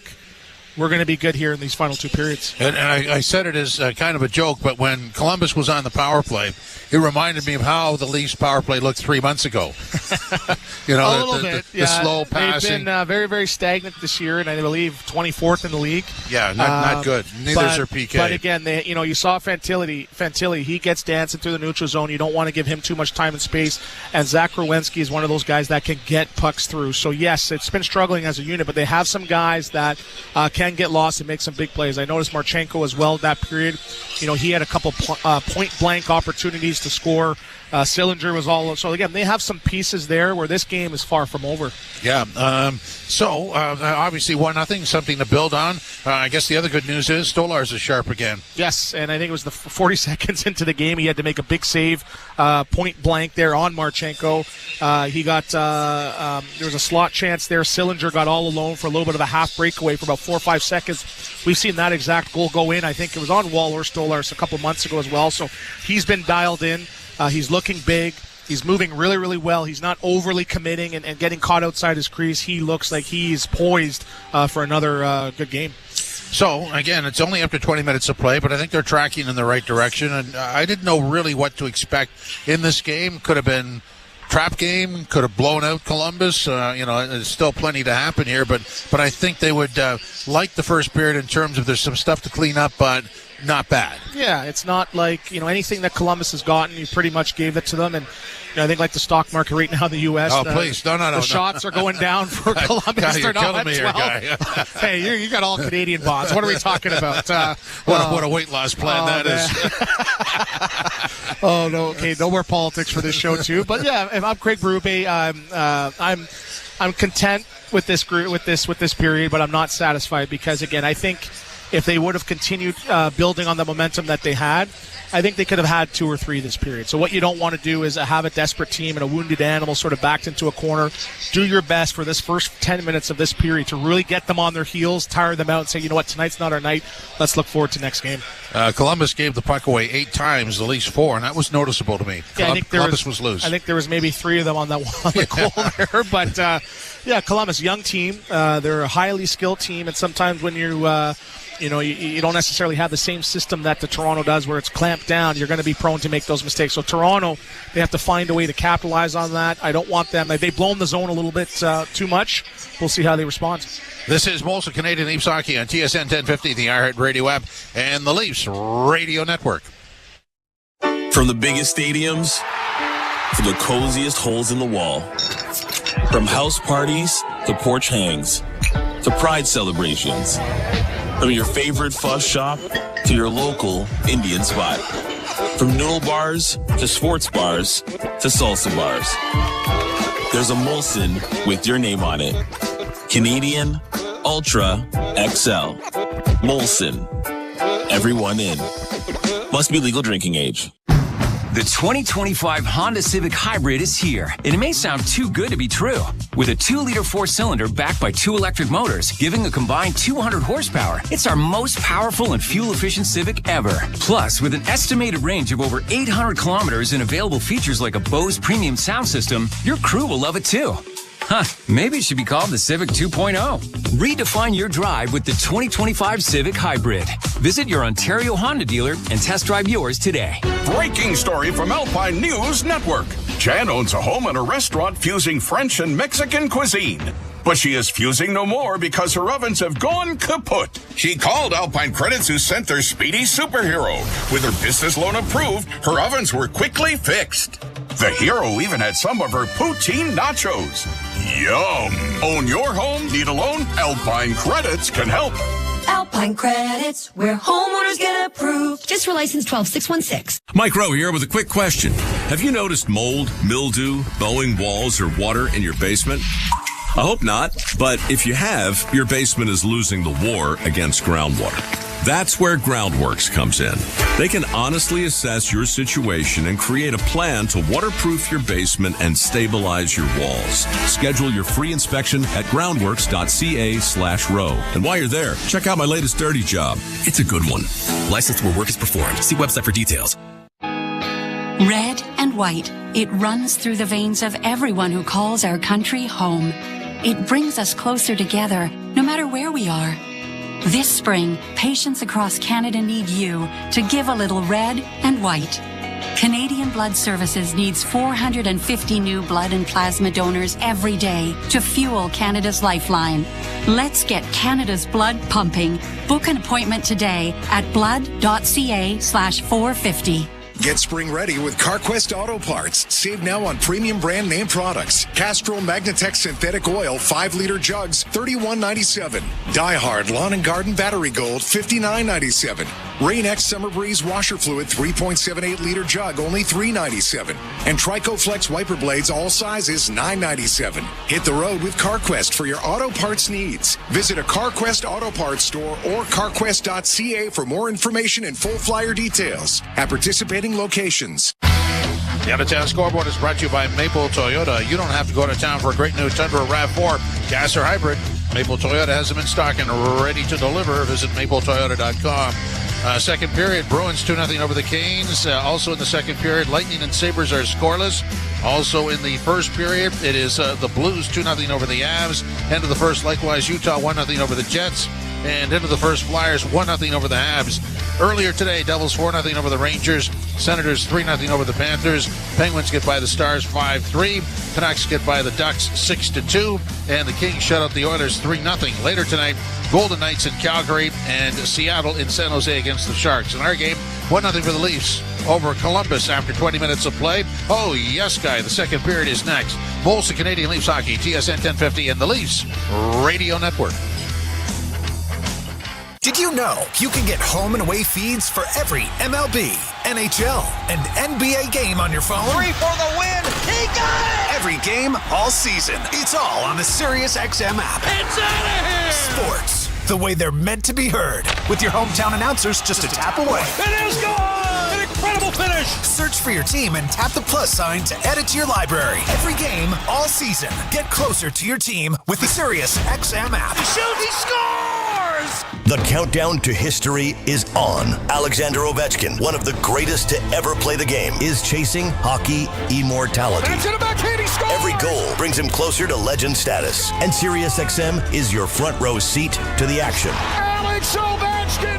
Live every game, plus catch exclusive interviews with those who know him best. Former teammates, coaches, and legends of the game on the SiriusXM app. Brad Ovechkin scores! The Great Chase is on NHL Network Radio. The Power Play with Steve Koulias. General manager of the Winnipeg Jets, Kevin Cheveldayoff. What would finishing first overall mean to the organization, Kevin? Well, I think anytime that, you can finish in an area where you're getting recognized, it's special. But again, the important thing for us is process. Is when we buy into playing the way we need to play, then, we feel comfortable that we'll win more games than not. And then you let the chips fall where they may. The Power Play. Weekdays 3 p.m. Eastern on NHL Network Radio. SiriusXM 91 and the SiriusXM app. It's soccer's most thrilling league. Only the Premier League can make you feel like this. And now every match is on the SiriusXM app. Can you believe it? From the title race. This is remarkable. Keeps this title charge on track, surely. To the relegation fight. The impossible may still be possible. Hear every English Premier League match on SiriusXM FC 157 and the SiriusXM app. Just search for your favorite club. The biggest names in the game. Trying to get behind Ristolainen. Walks in. Put it between his legs. Shoots it. Score! NHL Play-by-Play on SiriusXM. Overdrive every weekday, 4 to 7 p.m. on TSN 1050.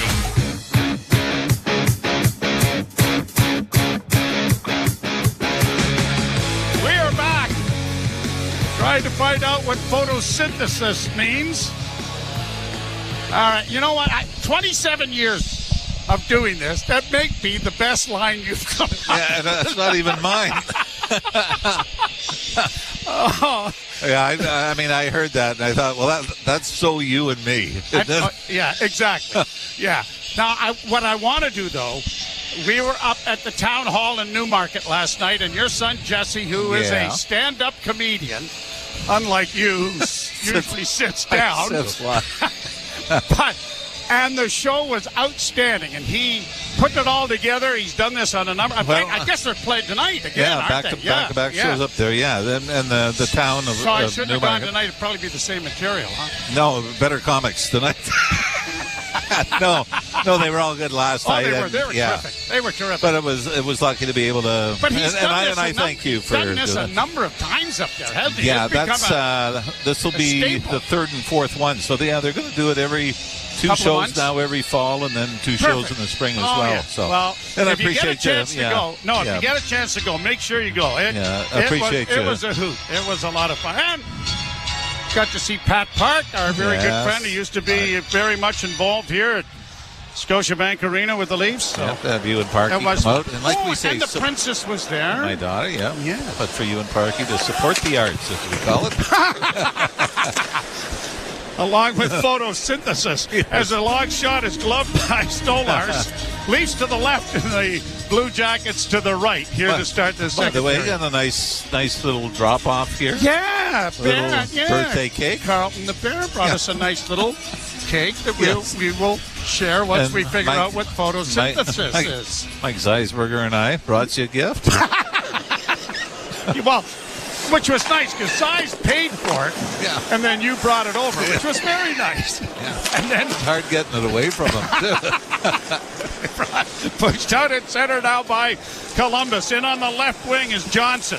Couldn't get a shot away. Backhanded in deeper by Werenski. Round back of the net. Johnson is there. Got away from one check, but then couldn't get away from a second. It's cleared to the line, but not out. Fabro goes D to the far side. Long shot blocked in front of the net.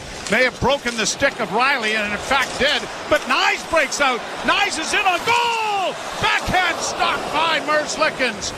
Matthew Nyes is the best player on the ice for the Maple Leafs here in this first 22 minutes of play.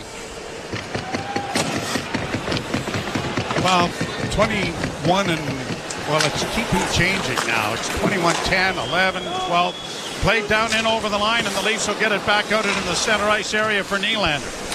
Nylander's pass intercepted there by Van Riemsdyk. The veteran sends it in on the left wing, too far. Benoit punches it around the boards. It'll reach Bobby McMahon. He just did one-handed over on the near wing, and the Leafs will get it out at center. Brought right back in again by Boone Jenner. A drop pass now for Fantilli, and a shot went high and wide of the goal. Backhanded around back of the net. Van Riemsdyk taken to the boards efficiently there by Benoit. Centering pass intercepted by Myers, and he'll get it out at center. And across the line. 1-0 Toronto lead. Puck intercepted. McMahon in front with a shot. That was blocked. Kept alive by OEL, but couldn't get it in deep. And the Blue Jackets get it back out at center. Leafs outshot 12-9. That's whoa. What happened to Anthony there? A little toe peck. I think so. He was going to stop the puck back in the net and did a nose plant on the glass. Kept alive now by the Blue Jackets. Here's Olivier working into the corner. Centered. Paddle down. Stop made by the goaltender. And the Leafs get it out at center ice. And now Tanev will play it ahead, and it's deflected down into the offensive zone for Domi. Domi in the far corner, looking for an outlet. Back to the point, it goes to Morgan Riley. A shot that got through, but Merzlikins comes across and is able to trap that up in his equipment and will hold for a face-off. It's been a tough start for Bobby McMahon, hasn't it? He's had those two diving plays. He was unable to sweep and keep it in. Kind of like a swan song. Yeah, and then here makes a great play on the boards, and then sort of tips it and says, I got it. No, wait. And next thing you know, it's back in your end again. Alphonse Gaston. You got it, I'll take it. Yeah. Yes. Wonder how Alphonse and Gaston ended up being blamed for that. Did they do it one time? They probably did radio together. Not in this language. But they may have known what photosynthesis was. Played out at center ice. Carlo gets it back on the wing. Now, Pontus Holmberg, who made a great play for the goal that Nick Robertson scored, couldn't get it out. Now brought in on the right wing for Danforth. Goes back to the point on the far side. Worked into the slot area, shot, and Stolarz is there with a lot of protection out in front to make sure he got a good look at that wrist shot. And he will stop that and hold on. Another thing that Columbus has had to overcome, I mean, the tragedy of losing Johnny Gaudreau in the offseason, but they lose Boone Jenner. For almost the whole season. For almost the whole season. He's actually been red hot since he's been back on a 6-game point streak, 6 goals and 9 points in that stretch. They also lost, who else am I thinking of? Sean Monahan. Yeah. They lost, so you've got 2 of your veteran guys that are producers, 2 more guys that, they've been able to give them credit. They've been able to hang on. Grind it out. Yep. Then they got hot. And got right into the mix. And all of them have done that. Rangers, Montreal. Yep. Centering pass, and that was knocked away by Stolarz. Another shot. Stolarz stopped that on the short side. And the Leafs have it. Flipped up on the wing. Nyes won't get to it to get it out. Kept alive now by the Blue Jackets, who play it down into the corner. They're wearing number 13 on their jerseys in honor of Johnny Gaudreau and his brother, who were killed in that tragic bicycle accident. Brought in Nyes. He'll flip it down into the far corner and gets there first to free it up on the wing for Tavares. A blind behind the back pass, though, was intercepted and cleared out into neutral ice. Myers back in on the wing off the stick of the red-hot John Tavares. Nylander in pursuit, but Jenner is able to get it out at center. Up on the right wing and played in by Van Riemsdyk. Tavares is first back, played it along the boards to his defense partner, and it is Myers getting it out, but right back in again comes Fantilli. Fantilli going wide against Benoit. Benoit hammers him into the boards on a hefty check after taking the puck away from him, but the Jackets keep it in. Jenner getting a pass in front of the goal, and it's knocked away by the Leafs, and out comes Nylander. Nylander with a little room to the left wing side and carries in over the line, but tried to stick handle past the last defender and had it knocked away. Played by the Blue Jackets back into the Leaf end to allow a change of players to happen. 5 minutes into the books here in the second period. The Leafs hanging on to a 1-0 lead. Lawton and Domi trying to force it deeper into the zone, and the Blue Jackets in. Now an errant pass sends Gudbranson deeper. The puck comes back to the blue line, kept in by Morgan Riley just at the line, and the Blue Jackets will get it out on the left wing and send it down into the Leaf zone. Chopped high in the air, volleyballed ahead, and backhanded then by Yarncrook to center ice. Jackets going back. Sillinger brings it up on the right wing and gets it in over the line. Long shot goes wide of the Leaf goal. Left wing side, Jack Johnson got it around back of the net. Trying to get there is Brandon Carlo. He uses his rather large frame to free the puck up, but it's played back to the point, and Werenski will keep it in for the Blue Jackets, who get it around back of the net past Morgan Riley, but the Leafs get it up on the wing, and now Lawton will flip it out, and here's Pontus Holmberg to the line and in, waiting for teammates to come off the bench. He has it around back of the goal, but unable to free it up. Now it played up on the left wing boards, unable to clear initially, but now Voronkov will get it out at center ice for Columbus. 1-0 Toronto, second period. Here's Robertson, the goal scorer, in over the line. Works back towards the blue line. Dishes off for Chris Tanev. A shot off of shin pad goes harmlessly into the near corner. Holmberg back of the net. Got it freed up and got it back again. Now looks in front of the net. Robertson has a backhand but doesn't shoot it. Kept in at the point. Now Robertson sending it into the corner. A big collision in front of the net. Yarncrook is in a battle in front. The gloves come on. No, it's Steven Lorenz, I'm sorry. Lorenz and Sean Corrali. And Lorenz trying to throw right hands, both players to the ice. Lorenz back up, wants a little more. Well, that was just a battle that boiled over right in front of the Columbus Blue Jacket goal. And unfortunately for the goaltender. Merzlikins had actually gone in behind the net. I think Corelli starts by holding the stick of Lorenz. Yeah, it's just going to be 5 each for fighting, and then it just continued on.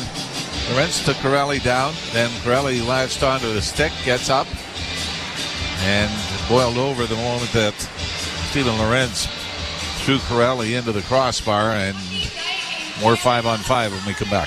You're listening to Molson Leaf Hockey on TSN 1050 and the Maple Leafs Radio Network. Lately, times have been challenging, with many people facing increased interest rates, inflation, and rising credit card debt. Everyone needs a little help from time to time, but it can be hard to ask for help when it comes to your personal finances. But you're not alone. Millions of Canadians share that feeling with you. 500,000 Canadians have found help with their debt, and so can you, with Consolidated Credit Counseling Services of Canada. They are one of the largest non-profit credit counseling organizations in the country, with an A+ rating from the Better Business Bureau. They can help you consolidate your bills into one affordable payment, minimize your interest rates, and get you out of debt fast. No matter how much you owe, you don't need to do this alone. To get help, call 1-800-288-4991. That's 1-800-288-4991. Let Consolidated Credit get you back to a debt-free life. Call 1-800-288-4991. Call toll-free today for a free consultation. 1-800-288-4991. Ontario license number 4705786. Mike Rowe here with a quick question. Is your concrete sinking? Whether it's your driveway, sidewalk, or patio, those uneven surfaces are not just ugly, they're dangerous. That's where Groundworks comes in. They use state-of-the-art concrete lifting solutions to prevent tripping hazards, and they're the best at what they do. Schedule your free inspection at groundworks.ca/row. And while you're there, check out my latest dirty job. It's a good one. Licensed where work is performed. See website for details. Nick Robertson from Pontus Holmberg. At 10:03 of the first period is the scoring play that's on the board. Calle Yarncrook was out on the ice and then got replaced by Lorenz. And I kind of thought, I wouldn't think that's Calle Yarncrook in there, and it wasn't. It was Lorenz firing right hands. By the way, out of down scoreboard, Tage Thompson has tied things up at Buffalo. Braden Point gave Tampa the lead. 1-1 though, Sabres and Lightning. Bouncing puck along the boards. Nyes turned the wrong way. Whoa. Then he tripped his man, and no penalty call there. So the Leafs dodged one that was an obvious one in front of the official. Played down into the Toronto zone. Kent Johnson rattled to the boards on a hit against the boards there by the Leaf. Tanev, who gets back in front of the net, and a shot deflects wide of the goal. OEL trying to chip it ahead, and does, and Nyes looks to find Marner, nicely taken off the skate. Scissors it in. Matthews a backhand, and that was stopped by Merzlikins. Mitch Marner is so adroit at taking passes off his skates, kicking them up to his stick. And you see Austin Matthews already read what Marner was going to do and just broke to the middle of the ice. Provorov to center on the left wing for Columbus. Will just shoot it in. Boone Jenner providing some forechecking pressure, but Morgan Riley has some time and space and launches it out at center, and Nylander tips it the rest of the way into the zone.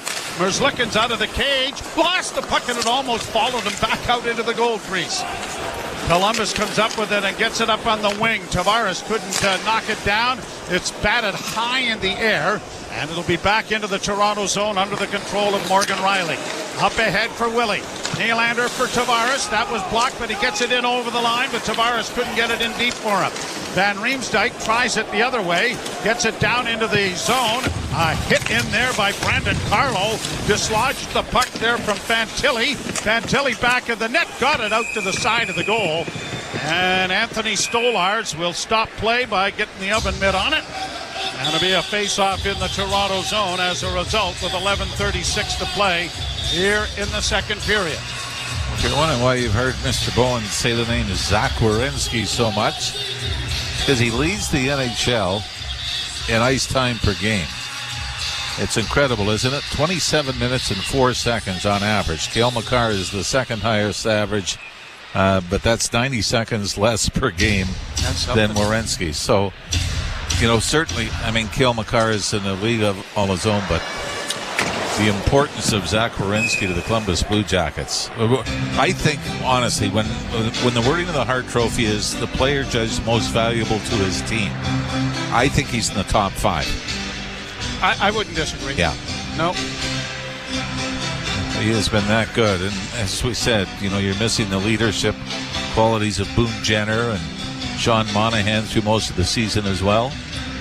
And while we're at that, and how important he is to play that many minutes on defense, why there isn't a Bobby Orr trophy for the offensive defenseman, why there isn't another award for the defensive defenseman.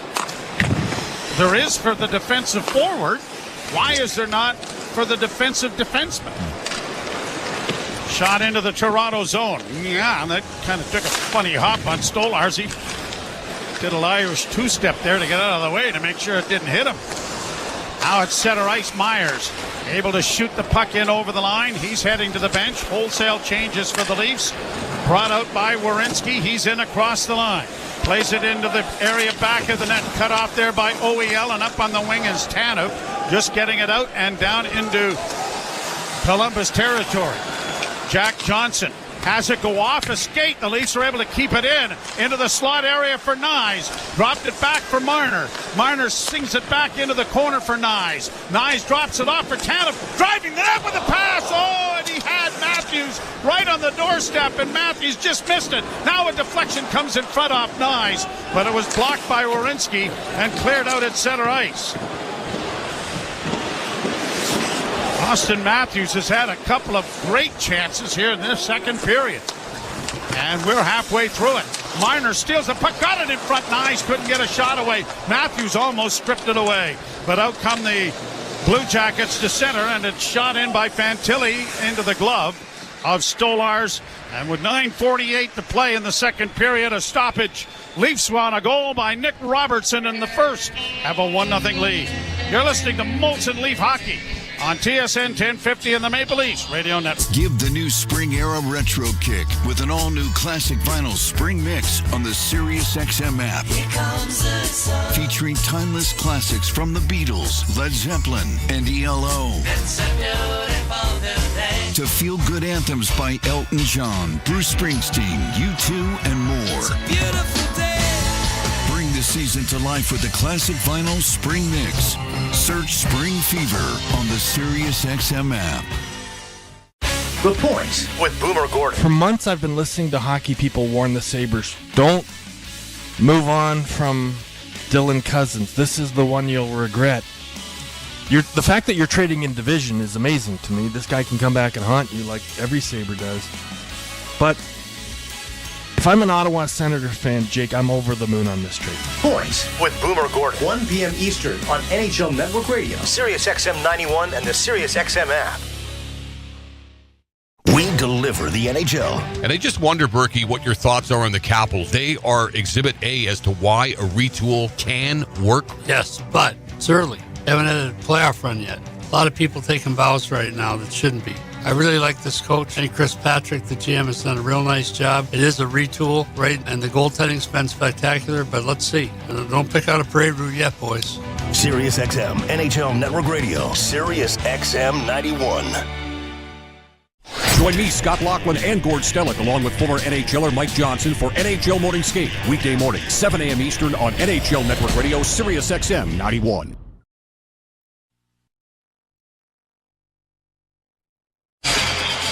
Joe Bowen along with Jim Ralph, Cameron Moore running the operation, Alex Mandarino apparently pushing the right buttons so far, and Josh Lippa is up here. We're not really too sure what the hell he does, but he seems to show up on most nights. TSN has the broadcast, so I know he has free access to the press box. He just sits there, watches the game, and nods patiently when you make a good suggestion, a good comment. Well, he plugs in the power bar so I can charge my phone and iPad. So that is important. That never gets this far across on the desk, though. That's just over where you are, because you're that much more important. Plus, I don't know how to do it. Down into the Columbus zone. to the blue line. Falling was Tavares. Here's a break now for the Columbus Blue Jackets, and a shot is gloved. I think it was deflected enough to go wide, but Stolarz got the left glove in front of it anyway, and he was able to hold on. Bobby McMahon did a great job of turning and using his wheels to catch up to Kirill Marchenko on the left wing side, where it was a 2-on-1. It started out to be a 2-on-1 at the red line, Bobby McMahon. So you're saying things are improving for Bobby? Yeah, and this is one of those games where he'll end up snapping one home. Oh, yeah. Here's Nylander rolling it in over the line, but couldn't catch up to it. Blue Jackets trying to get it out, and they do. Left wing side for Sean Monahan. In on the left wing, he pulls up. Top of the circle, sends it into the corner, looking for a return pass, but it goes along the boards. Kept alive and back into the slot, but off the stick of Provorov, and comes to center ice. Ivan Provorov going back to retrieve it. On to Matachuk, who gets it in over the line. Trying to drive was Marchenko. He gets it in on the right wing boards. Drops it off, coming out in front with a pass, and that was deflected wide. Matachuk at the blue line walks the line to the far side. Getting a change, got a shot, hit the side of the goal. Puck around the back of the net. Leafs keeping things for the most part on the outside. Now Bobby McMahon will chop at it and get it out and down the ice. And unfortunately for the Leafs, it's got enough to go the distance and an icing call. With 8.5 minutes to play here in the second period, and a face-off coming in the Toronto zone. Give Columbus credit. They've had about 5 or 6 of these shifts where the Leafs have sort of been caught back on their heels. When you get, we call it the 5-on-5 penalty kill, where everybody sort of collapses back in front and loses all the races to the boards. There's the Blue Jackets trying to come out in front. Paddle down block made there by Stolarz. 16 shots for the Blue Jackets, 11 for the Maple Leafs, as it's down into Columbus territory, but quickly brought to the blue line, but not out. Good play by Yarncrook to keep it in. Gets it in a little bit deeper. Pontus Holmberg trying to find Max Domi, who is in the midst of a change. Domi's around back of the net. Works to the near boards. Max gets it back to the point, a shot. That was redirected off a bullet shot from Myers and went just wide. Coming out in front of backhand by Holmberg. Is turned aside by Merzlikins. Leafs with pressure now. Here's Benoit scooping it around back of the net. But Werenski's going to get there and skate it up on the far boards and pound it off the glass to get it out. Now Werenski has it knocked away. Leafs back in with Nick Robertson with a shot. He scores! Holy Mackinac, Nicky Robertson! Welcome back to the lineup!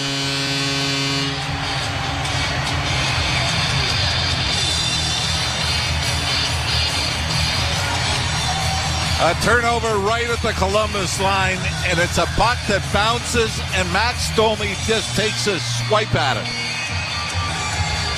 and gets it in to Nick Robertson, who's at the top of the right wing circle, left-handed shot, looks up, and just the quickness of that delivery beats Merzlikins along the ice.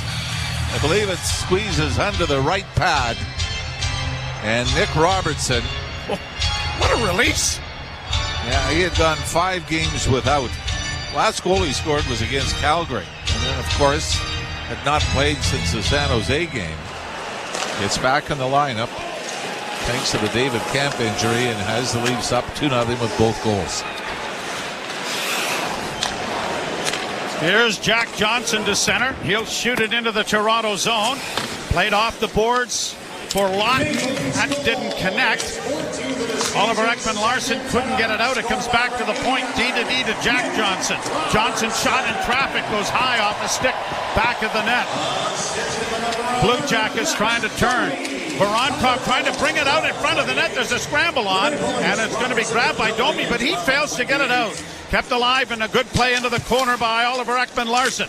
He needs to find an outlet, and he does. Up ahead it goes for Lorenz. Lorenz trying to drive in. Couldn't get a shot away as he almost split the defense there of Jack Johnson and his compatriot. Played right back down into the zone. I said compatriot because I have no idea who that was with him. Played into the slot, and a one-time effort there was deflected away from Marner. Matthews can't come up with it. It comes to center. Back to Marner in the zone on the right wing. In a slip pass in front of the goal. Nice! Got it back in front of the net, and it's cleared from the goal line. Out into center ice. Matthew Nice has been the best player on the ice, and he hasn't got a point. Fired right back down into the Columbus zone with 6 minutes to go in the period, and the Leafs up 2-0. How's Nick Robertson done in his 4 minutes and 32 seconds? Not bad. And an offside coming at the Toronto blue line. And that's the one thing you've got to remember when you say, Robertson hasn't scored before. Not scoring, yeah. And you're asking him to do that in usually 10 to 12 minutes a game. And looking at the stats right here, 2 goals, 4 minutes and 32 seconds of ice time on 8 shifts. Pretty good stats. Score in every 4th shift of the game. You're listening to Molson Leaf Hockey on TSN 1050 and the Maple Leafs Radio Network. Hey everyone, Adney and Verkin are talking about our great podcast, NHL Unscripted with Verkin Demers. Jason Demers here. After playing 700 NHL games, it turns out I have an opinion or two. Whoever's saying trade one of them, you don't know anything about hockey. I'm on the bandwagon. I'm rooting for this team. With new guests every week, we will talk about hockey and more. Can't wait till you watch the movie because it's the biggest award of her career. He went into the cheetah exhibit. The cheetah took a piece out of him, and he came into the ring the next day. Tune in to NHL Unscripted with Verkin Demers and the iHeartRadio app or wherever you get your podcasts. Alpine News Network is here live with one of our superheroes. Joe and Lucy needed a new roof and reached out to Alpine Credits. I flew over to help them with a home renovation loan. I suggested they transform their house into a giant robot head, beams that shoot from the eyes. Pew, pew! Instead, they just went with shingles. But it's pretty glorious. Own your home? Need a loan? Alpine Credits can help. Alpine Credits, where homeowners get approved. Just for license 12616. It's me, your barbecue, and I'm a raging fire. But that won't last long. Someone sold you damp wood, which means I can't burn properly. Heat getting weaker. Can't cook steaks. If only you had the right fuel. Make it right. Make it Rona. Rona Week is on now. Save 15% on Pit Boss barbecues, accessories, and fuel. Conditions apply. Details in store and more offers at Rona.ca. Nicky Robertson with a pair. Nice way to come back into the lineup, score a hat trick, and then kind of walk into the coach's office and say, see, I told you.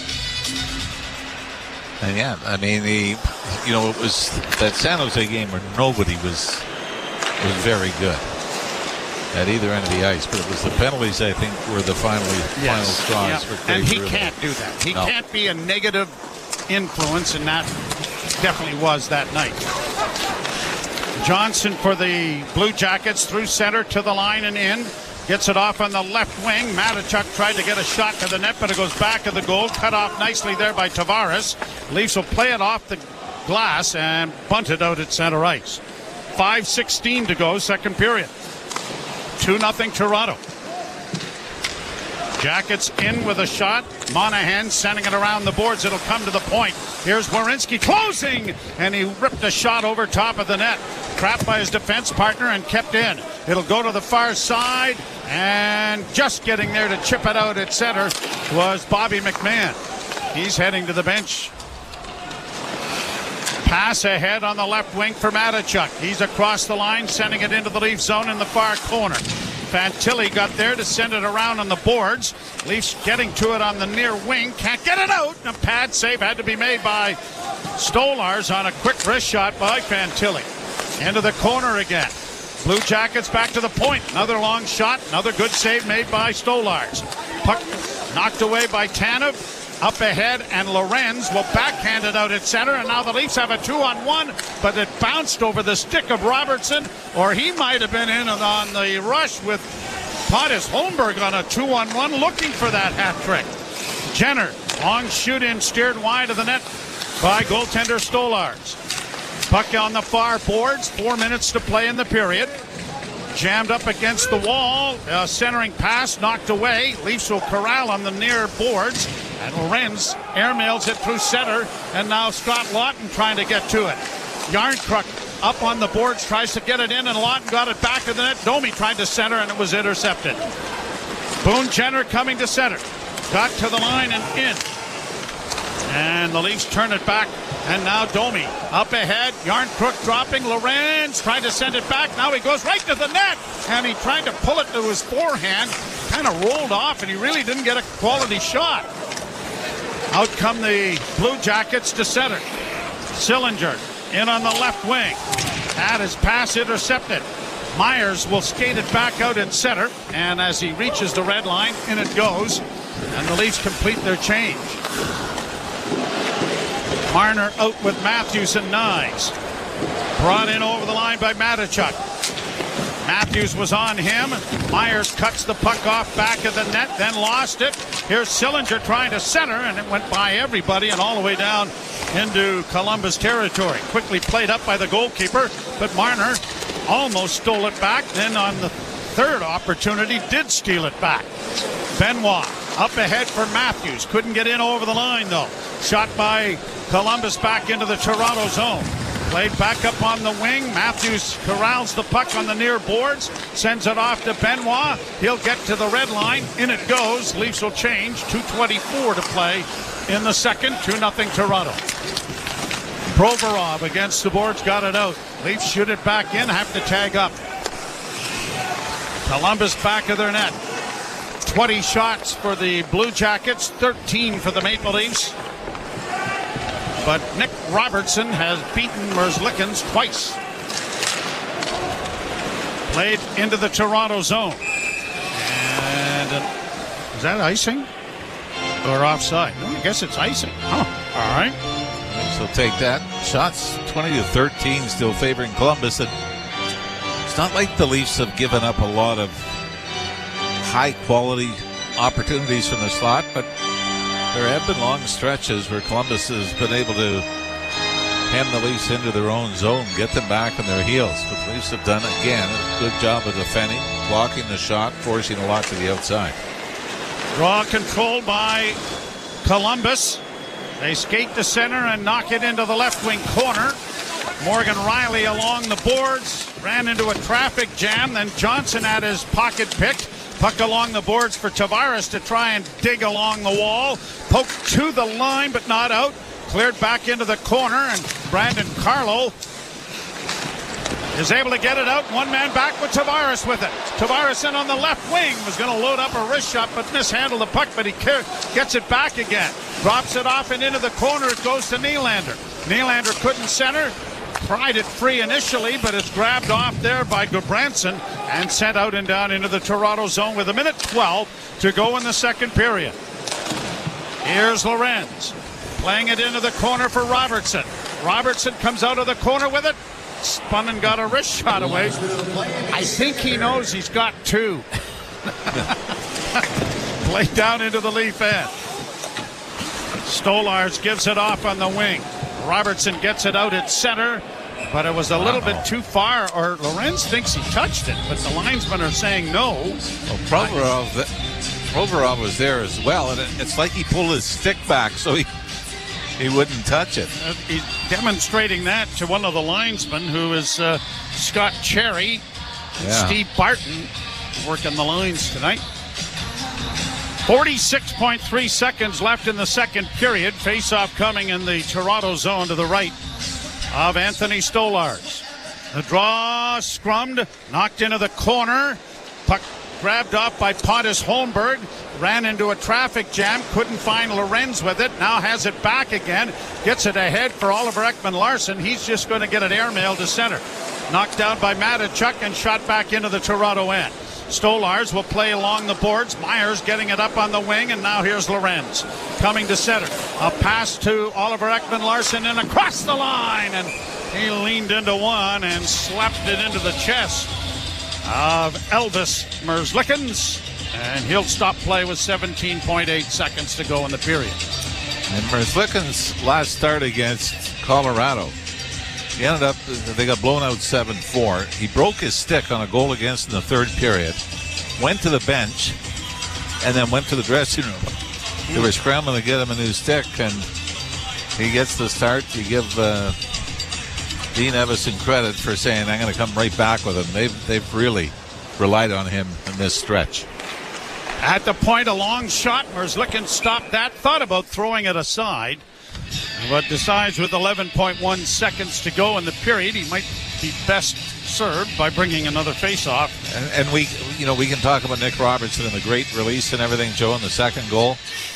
Unfortunately, you need a save there. I mean, if that's the other way, we'd be talking about the Leaf goalies needing to make a save, regardless of the quickness of the shot or the accuracy.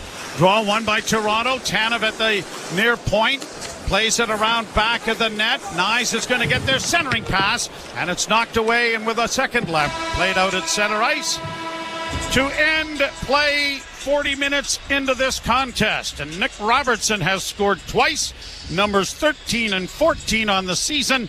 Holmberg assisting on the first, Domi assisting on the second. And you don't have to go that far back. You remember the game against San Jose here at home ice? They had a 2-0 lead into the third period and took the foot off the gas just a bit. You've still got to realize that Columbus is one bounce, one power play goal away from getting back into this game. So you can't feel like you've accomplished anything to this point. You got a couple of days off before your next game. You got to keep pushing and make sure you can close this one out. Leafs outshoot the Jackets 7-6 in the second period. Blue Jackets have a 20-15 advantage after 2 periods of play. Jim Taddy and Anthony Stewart coming along. You're listening to Molson Leaf Hockey on TSN 1050 and the Maple Leafs Radio Network. Sports Grid Radio is covering the lines, odds, and props for every major sporting event. The Final Four. Cinderella's a cute story. Cinderella always goes home at midnight. MLB opening week. They are stacked, and the Dodgers had that win total yesterday, posted at 103.5. Hey, you. Yeah, you. I'm talking to you, one of the thousands of people that's hanging out with us here in the chat for the Final Four. We're running our SickKids Hospital Bracket Mania campaign where we're raising money for a local hospital in Toronto, which is doing amazing work and just celebrated a huge anniversary. 150 years for SickKids Hospital. Thanks for chatting it up and enjoying this March Madness live hangout with us. So why not make it official? Hit that subscribe button and turn on the bell so you never miss a live game. We're on a mission to hit 100,000 insiders, and you can help us grow this amazing community of sports fans making a difference. Join the conversation, keep it classy, and we'll see you in the chat. Good luck to your team and your bracket. We really appreciate you being here. Thanks for turning on that bell. We'll see you back in the chat.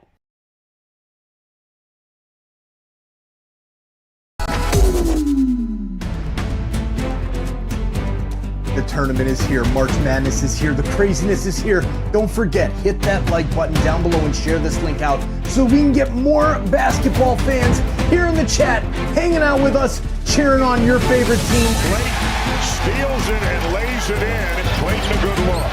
Hit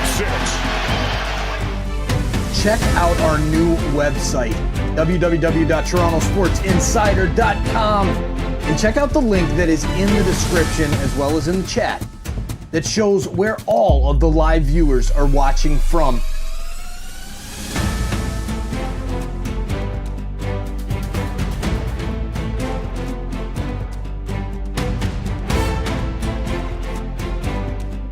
Are you an insider yet? Have you hit that subscribe button? I bet you have now. Thank you for doing that. Thank you for checking out our Bracket Mania campaign. A lot more coming up soon.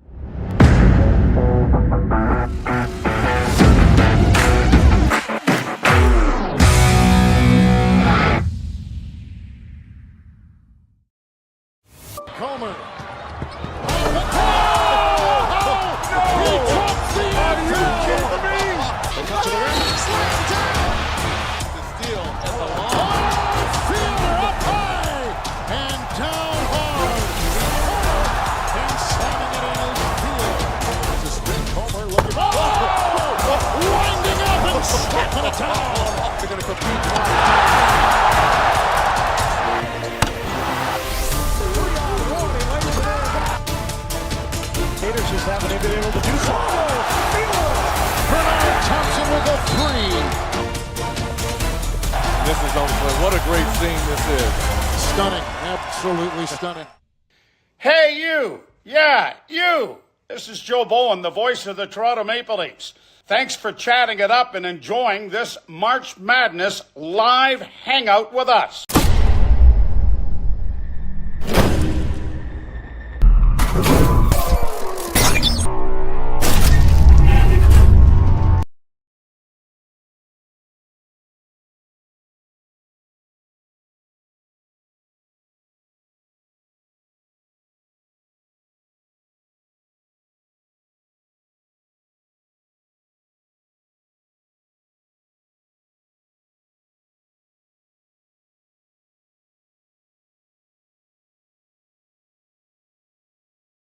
Glove or high blocker, and he finds a way to get it between the wickets. So that's a great release. And what I love about him is, he's been challenged multiple times over the last couple of years, injuries, scratches, in and out, possible trade demands, and he just finds a way to make the most of his opportunities. So again, 2 goals tonight. He's got 14 on the year, and he's proving now, like, hey, you know what? I'm not on the outside looking in. I'm challenging for a spot. I want to be there game one, and I like that attitude as opposed to, in this media market, one bad headline can sort of go and follow you for a long time. He's being a pro. He's taking care of his business, and ultimately he's letting his play do the talking. Great response by Nick Robertson tonight with the Leafs up 2-0 after 40. So if you look at the event summary and the shots, the summary, 8-6 for Columbus over the Leafs in the second period, you're thinking low event. It was anything but. The Leafs top lineup, Matthews, Marner, and Nyes had probably 3 opportunities at least to score goals, and at many times it looked like they were going to blow this thing open. Yeah, Austin Matthews had a couple opportunities to score. Matthew Nyes easily could have had 3 tonight. Yeah. Maybe the highlight reel goal of the year with the Michigan that he attempted at the end of the first period. And that's what I think ultimately, regardless if you score or not, they're creating those opportunities, they're keeping and sustaining momentum, and they're just sort of dominating, right? And again, we talked about this Columbus Blue Jackets team being a younger team, and they're prone to make mistakes. The puck just seems like it's bouncing off their sticks, and Toronto's doing their best job to capitalize. But I've noticed this many times sort of in second and third periods where there's like a faint echo where they just almost lull the other team and sort of hypnotize them into playing their style of game. And then what happens? Boom. Turnover, pucks in their net. So it's a great job. I wouldn't say it's a masterclass by the Maple Leafs, but they're sticking to that Craig Berube system, and that's why they have the lead. They do. So aside from Nick Robertson, who has impressed you out there? Matthew Nyes, I think, has been great in and around the nets, and you see he's really feeling it. Tried that Michigan, as I mentioned a little bit before. Marner's making plays. Nylander had a good first period. So, again, I think the forwards corps as a whole has been playing really, really good. It's not just one line. You saw Laurent step up, have a big fight. It's a little bit out of his weight class against Corrali, who's known to mix it up. So, again, I can't necessarily say 1 or 2 forward. I think the corps as a whole have been playing great, and that's why it just seems like it's a safe game because everybody's getting involved. Well, look, quite frankly, until that fight happened, I thought it was a pretty passive opening part to that period and could have gone either way, and that seemed to ignite the Leafs too, didn't it? Would you say it's a nothing burger, or are you gonna? We forgot about that. The home of the Air Whopper. Yeah. Yeah, and with cheese. Yeah, and at times, and you want to put a show on for the fans at home, and not many home games left, and they were sort of making some, globetrotter type moves, but they settled in. But once that fight happened, they said, you know what, now let's stick to the system. Let's get pucks below the dots. Let's now sustain some pressure down there. Let's get the D involved in getting some shots. And you saw Tanev almost find Matthews backdoor there as well. So it's a good systematic game. I don't think it's a dominating performance in any sense of the word, but they're playing a good system tonight. And at this point of the season, you don't need to win 6-1, 7-1. It's going to be a low event, with regards to the high-octane offense, but that's how you win games at this point of the season. Well, and you could say, and you'd be correct, I mean, Columbus with a break or two could be on even terms, but it wouldn't describe how the Leafs have dominated. And the shots on goal don't tell you anything.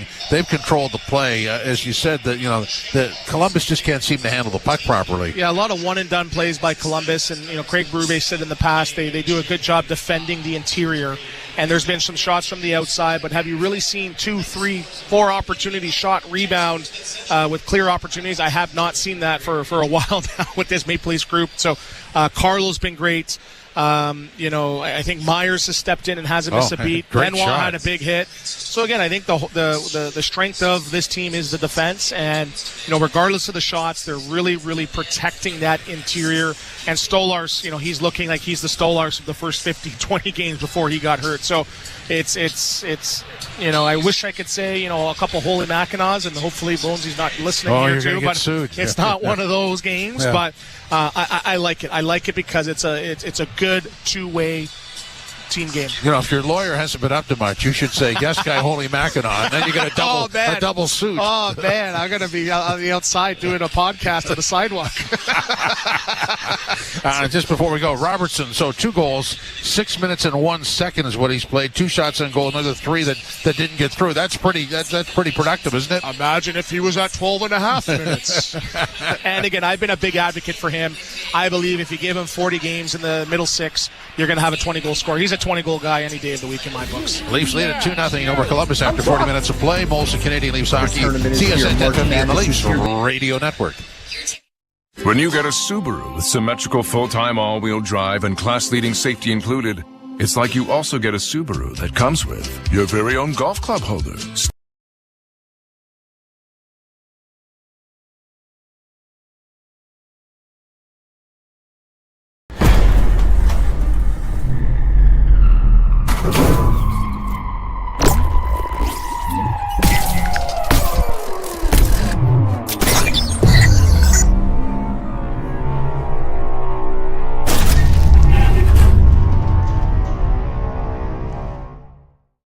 What's up, Leafs fans? Thank you for being here. Every single game, the Leafs, this community that we have here of Leafs fans chatting it up is absolutely inspirational. Now, let's get to the important stuff. Here on YouTube, let's help bring more hockey fans here to the chat. Please hit that like button down below. And while you're out of the chat hitting that like button, please share the link as well. Please hit that arrow. That's going to send this out. Facebook, Twitter, Instagram, whatever you've got. I'm not a big social media fan myself, but whatever you got, share it out, and that will bring more Leafs fans and more hockey fans here to our awesome community, making a difference in Toronto with SickKids Hospital. Now let's get back to the hockey. Go Leafs, go! Big win tonight. Let's go, boys!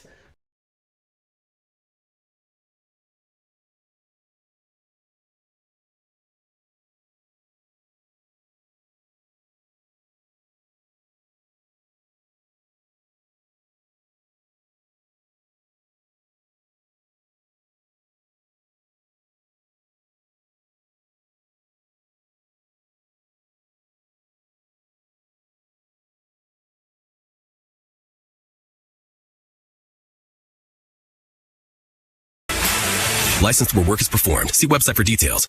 At Great Wolf Lodge, your whole family can go on an adventure. Splash away in our water park and bowl a perfect score with your pack. And mix game time with family time. And at Great Wolf Lodge, all this excitement is just a short drive away. So bring the pack together and learn more at greatwolf.com and strengthen the pack.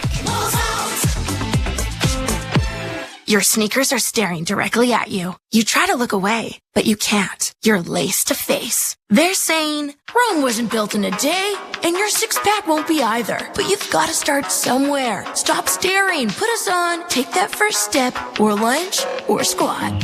Start small. Start somewhere. Join for $7.99 every 2 weeks at fitforless.ca and experience fitness simplified. Some conditions apply. Fit for Less. Everybody happy.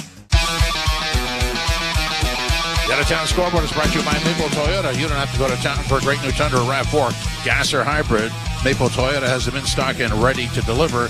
Visit mapletoyota.com. Here's what we have. Third period, Bruins 3-0 over the Canes. End of the second, Tampa 2-1 over the Sabres. End of the second, Flyers 1-0 over the Habs. Also after 40 minutes of play, Utah 3-0 over the Jets. And again after 40 minutes of play, Blues 4, Avs 2. Earlier today, Devils 4-0 over the Rangers. Senators 3-0 over Florida. Penguins 5-3 over the Stars. Kings shut out the Oilers 3-0. Canucks 6-2 over the Ducks. Tonight, Golden Knights in Calgary, and Seattle visiting the San Jose Sharks. In our game, Leafs 2-0 over Columbus after 40 minutes of play. This is Molson Canadian Leafs Hockey on TSN 1050, the iHeartRadio app, and the Leafs Radio Network.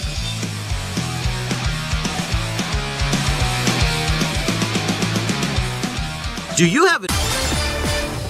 Here's what's happening on Sirius XM Sports. The NCAA Men's Final Four is on Sirius XM College Sports Radio. Tune in as Florida faces Auburn, followed by Duke battling Houston. Just the second time all 4 top seeds are in the Final Four. Play-by-play from San Antonio is followed by expert recap and reaction on Sirius XM Channel 84 and the Sirius XM app. Sirius XM Sports, wherever you are. Your team plays here. The countdown to history is on. Alexander Ovechkin, one of the greatest to ever play the game, is chasing hockey immortality. Every goal brings him closer to legend status. And SiriusXM is your front row seat to the action. Alex Ovechkin! Live every game, plus catch exclusive interviews with those who know him best. Former teammates, coaches, and legends of the game on the SiriusXM app. Brad Ovechkin scores! The Great Chase is on NHL Network Radio.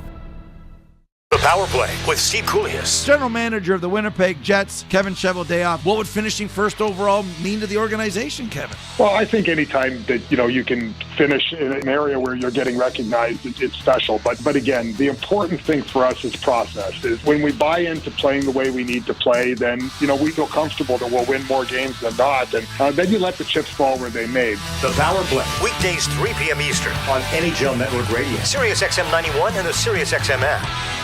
It's soccer's most thrilling league. Only the Premier League can make you feel like this. And now every match is on the Sirius XM app. Can you believe it? From the title race. This is remarkable. Keeps this title charge on track, surely. To the relegation fight. The impossible may still be possible. Hear every English Premier League match on Sirius XM FC 157 and the Sirius XM app. Just search for your favorite club. Join me, Gord Stellick, and Scott Laughlin as we recap the night that was on NHL Morning Skate, weekday mornings at 7 a.m. Eastern on NHL Network Radio, Sirius XM 91.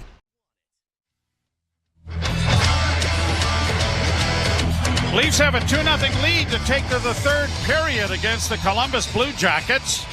And Nick Robertson has been the sniper, scoring both of them. Numbers 13 from Holmberg at 10:03 of the first. Number 14 from Max Domi at 12:28 of the second. Leafs, they've adjusted it again. 19-14, the shots on goal. They've taken one away from both teams. Say, you can never trust them. You think my job's easy? By the way, I haven't figured out what your job is to know whether it's difficult or not. Well, I can tell you it makes me sound more fire to use that line. Yeah, you have. Yeah. By the way, Tampa, I know Jim Taddy and Anthony Stewart would have updated people on the Lightning leading the Sabres 2-1, and Columbus can find a way to come back and get something out of this one. Philadelphia's holding on to a 1-0 lead over the Montreal Canadiens, and for the Blue Jackets, they already have a game in hand against Montreal, and are 4 points back of the Canadiens. So as stupid as it is, and we talked to Don Waddell during the second intermission, and he said, if you would have told me with all these things we had to go through as a group, that we'd still be playing meaningful games at this point in the season, he said, I'd be hard-pressed not to say I'd take it. Yep. The issue is they're running out of runway. The schedule is getting shorter and shorter. Yeah. And yet, nobody can seem to really grab a hold of that 8th and final playoff spot. Played ahead. Leafs to the right. Jackets to the left. Puck on the far boards. Tanev knocking it to the blue line. Then Matthews carries in over the line. Tried to make a little pass to Marner. Didn't work. He gets it into the corner. Shot from a sharp angle. Steered wide by Merzlikins. Now wrap around attempt by Matthews. And that went just wide of the net. Matthews after it again as it comes to the line and is deflected out at center, and Tanev is back there looking after the defensive responsibilities. Marner's able to play it in over the line, but it is knocked back out at center. And now the Jackets trying to get a change going, get it across the line. Marchenko sends it in front of the net. Good play by Tavares to knock it away. Marner gets it ahead, and Bobby McMahon is in over the line with Morgan Riley. And he tried to return the pass. Riley did, and it rolled wide. Now it's in front of the net. Riley can't get a shot away. Great defensive play there, and McMahon never did get the puck. He has it back to the point, though. Now Riley at the left wing with a shot that was blocked. Nylander scores! What a huge goal for the Maple Leafs, and what a killing goal for the Columbus Blue Jackets. Leafs had a great shot, a great chance off the rush. Never got a shot out of it. But here, it's a wrist shot from the left point by Morgan Riley. And just as Willie Nylander is circling in behind the net, coming out towards the short side, Merzlikins gives up a rebound that Nylander is able to pounce on. And Joe, again, when Nylander throws this to the net, Merzlikins is... Yeah, he just seems to get tangled up in his own feet. And this goes right through him as well, right along the ice. So the Maple Leafs have a 3-0 lead on the Jackets. And it's brought across the line offside. So he brought back 43 on the season for Willie Nylander. His 81st point of the year. And again, from a goaltending standpoint, I mean, I realize your team isn't anything for you, but the last two goals have gone right through Merzlikins along the ice. And I mean, this was a fortunate bounce, but even when I played Joey, if it went along the ice and hit the middle of the net, it was not a good goal. Even when you played? Yeah. And even from a lot further out. And from a different zone. Yeah, different league. Shot from a sharp angle. Merzlikins got a hold of that. And it's out at center ice. Morgan Riley and Brandon Carlo team up on the assist on the Nylander goal. And that tandem, when Carlo was acquired from the Boston Bruins, that was the idea. Get Morgan Riley, someone that will be comfortable playing with, and they have done a much better job together. As a shot is blockered away by Stolarz to the far side. Fantilli getting it to the point. Gabranson sends it back into the slot, and Scotty Lawton will get it out at center, and from the red line launches it high down into Columbus territory. You know, Philip Myers and Simon Benoit have been solid tonight as well. Just a little over 10 minutes of ice time each for the 5 and 6D of the Leafs in this game, but I think they've been pretty efficient. Here's Robertson breaking in on that right side. Robertson, goal! And it was hooked away there at the last second by Gabranson, as Robertson couldn't pull it to the forehand because Merzlikins came sprawling out. If he was able to get control of the puck, he would have stepped right around him and had a 4x6. I wonder when Nick Robertson's last hat trick was. Marley's, maybe? Maybe.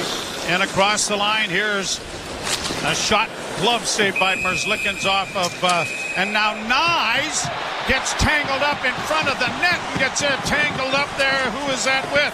Is that Olivier? I believe it is. Well, Matthew Nyes is picking on one of the big boys in this league, if that's what's going to happen. Yeah, Olivier came in, might have been a little later. Yeah, it was Dante Fabro first. But Olivier then sort of came in and played the role of big brother. Are we just getting the one penalty, or are they both going here? Looks like they're both gone. No, there's just the one door open. Columbus number 15, 2 minutes each, roughing. Now they're opening the other door. So Fabro and Nyes will go to the penalty box.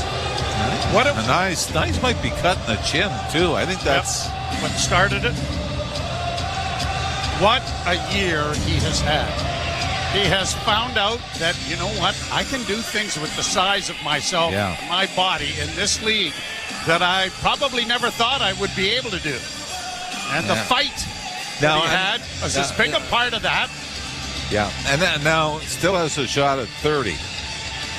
But when you look at the 2 goals in his last 14 games coming in, but you know that it's not just the goal scoring that can be effective. No. A lot of times you get in the forecheck, force a turnover, never get a point, but so let Matthews and Marner go to work.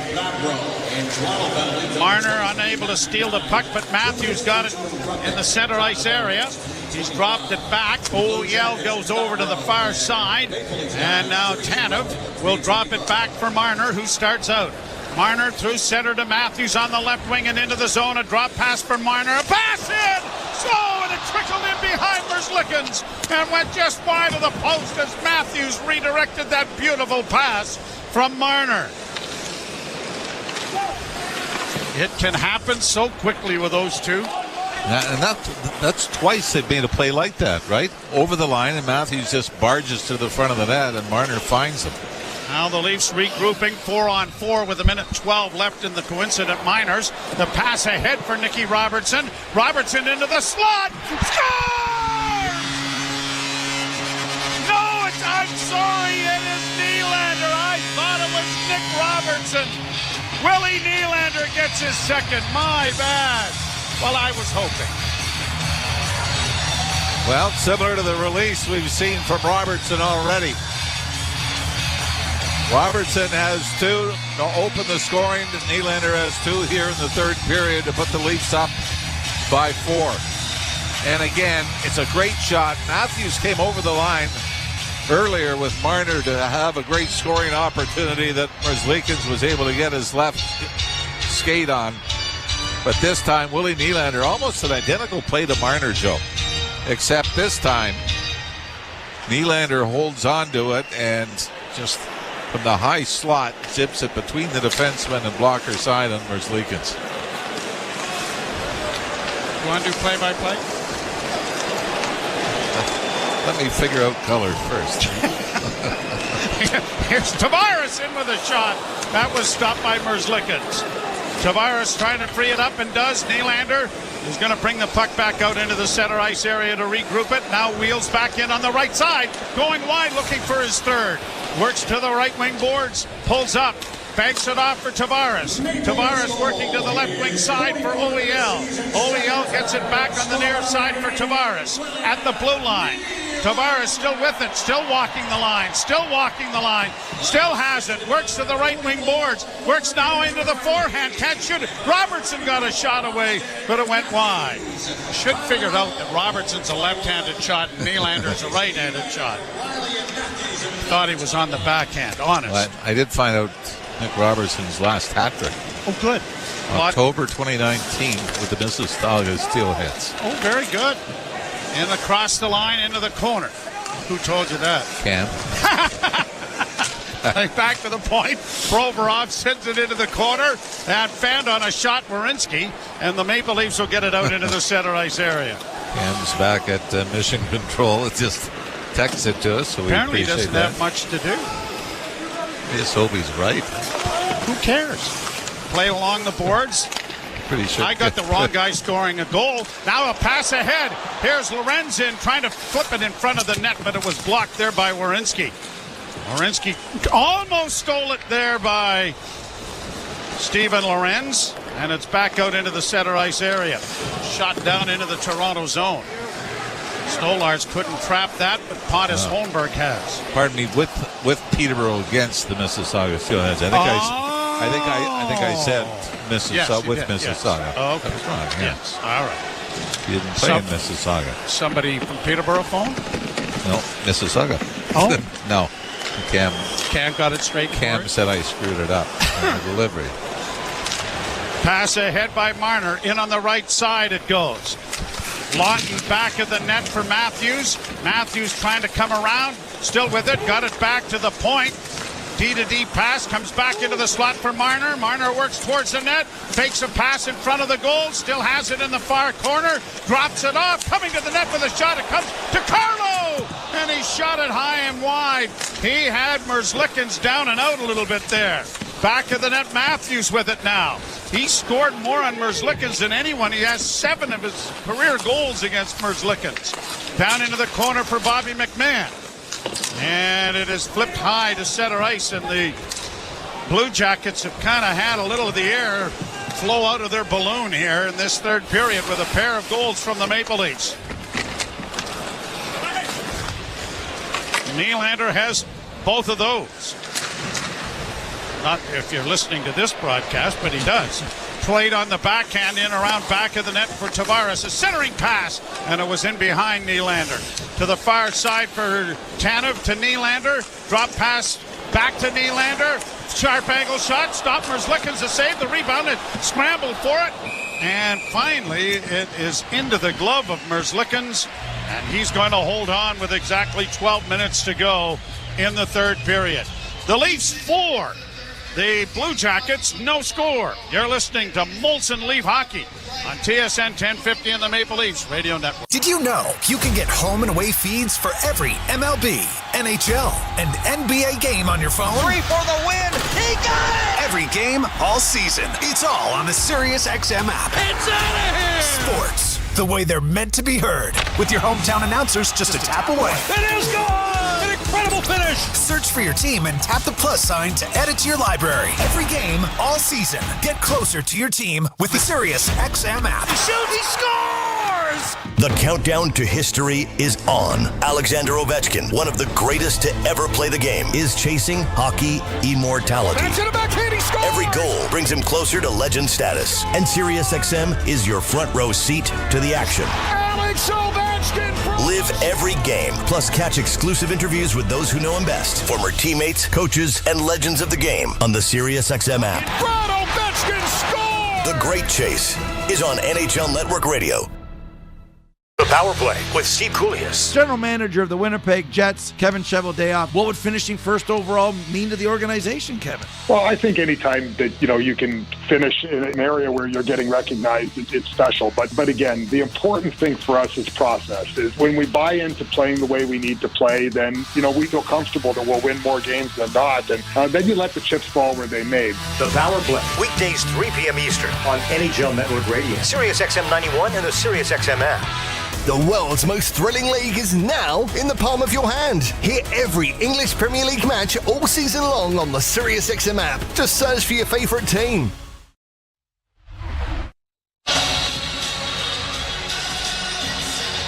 Morgan Riley and Brandon Carlo are +3 on the night. Morgan Riley could use that late surge of the season. He has 2 assists.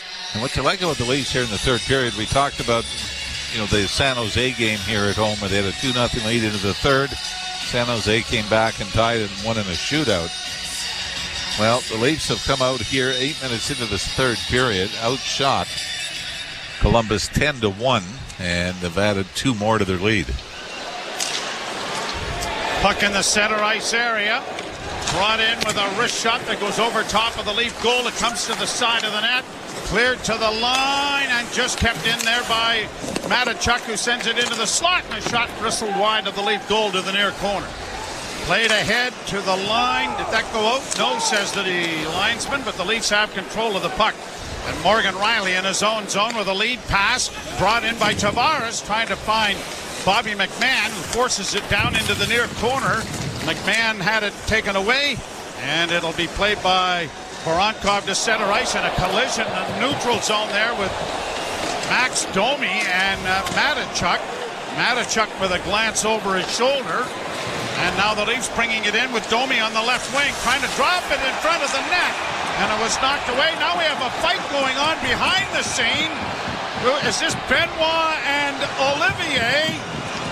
Well, Benoit is picking a pretty tough customer here in Olivier.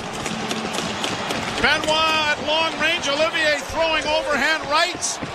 Neither fighter are able to kind of get one loose, and I think they have just decided enough's enough. Smart move by Benoit. Olivier got a couple of jabs in.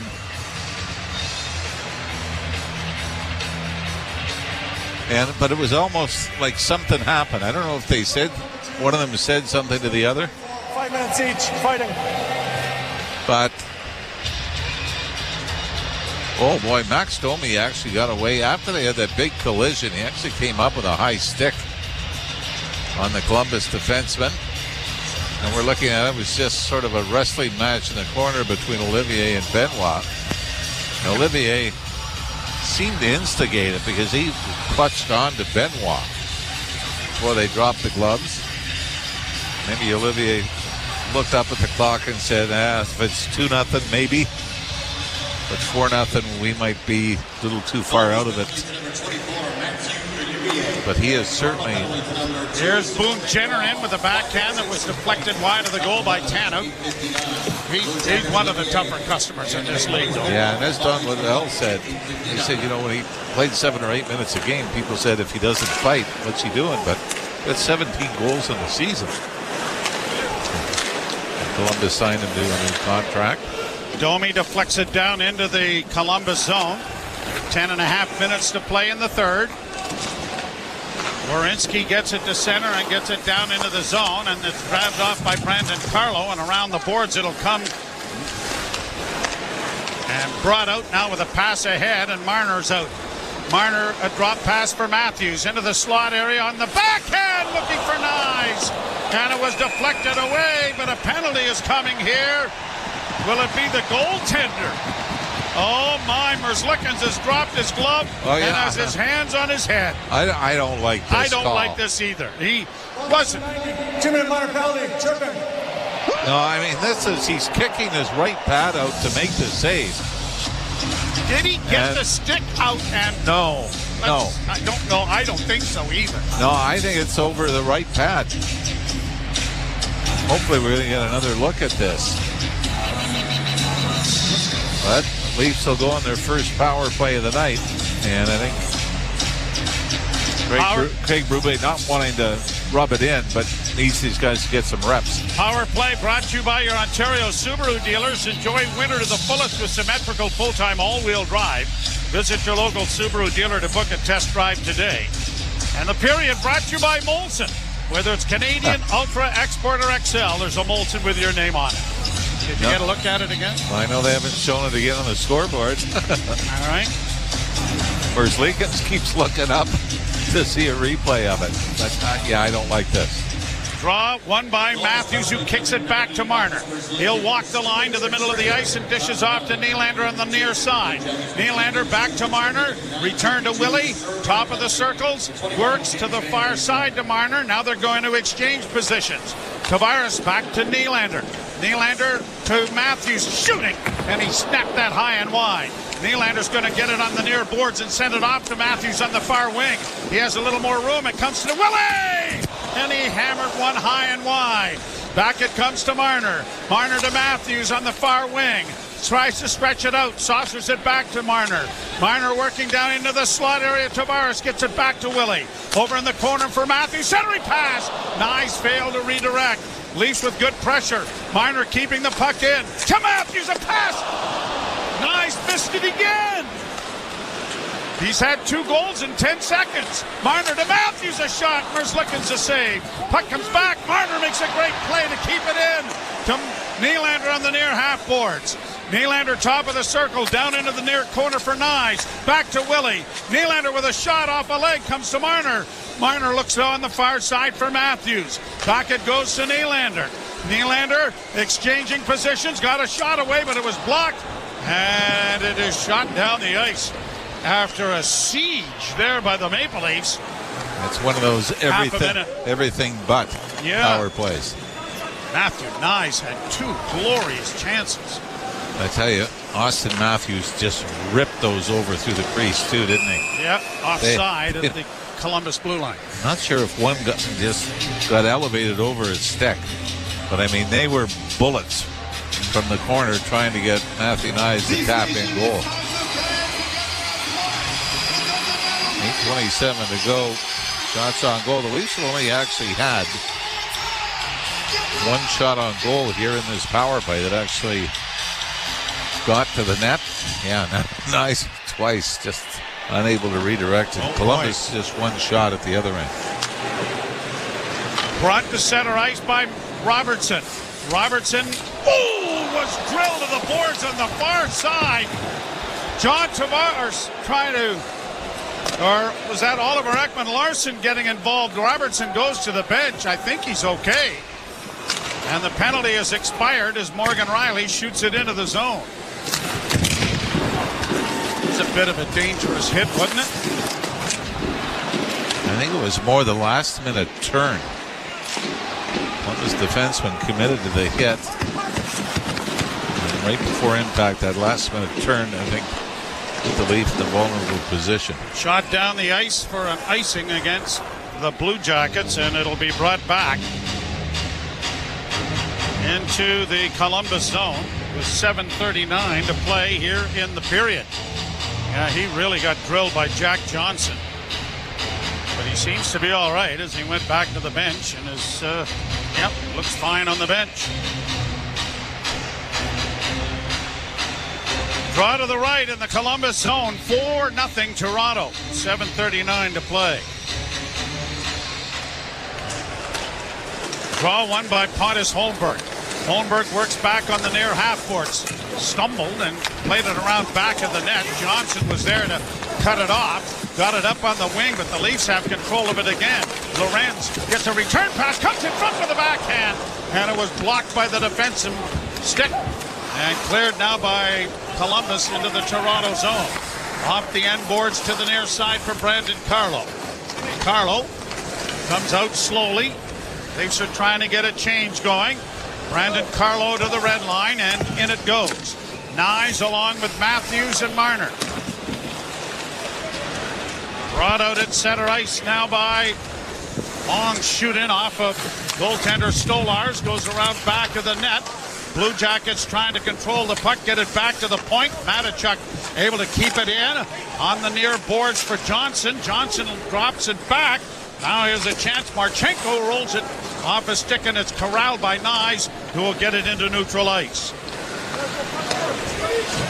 Blue Jackets at center. A pass on the right wing. Stumbling was Marchenko. Leafs got it into the corner, but then a pass was fanned on, and now Tavares is able to get it out into neutral ice, but couldn't make a pass looking for Nyes, who was breaking.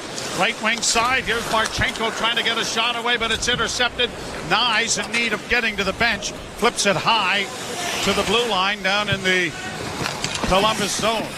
6 minutes to play in the third period. 4-0 Toronto. Out come the Blue Jackets to center. In across the line on the right wing side. They stop it up. Back to the point of drive.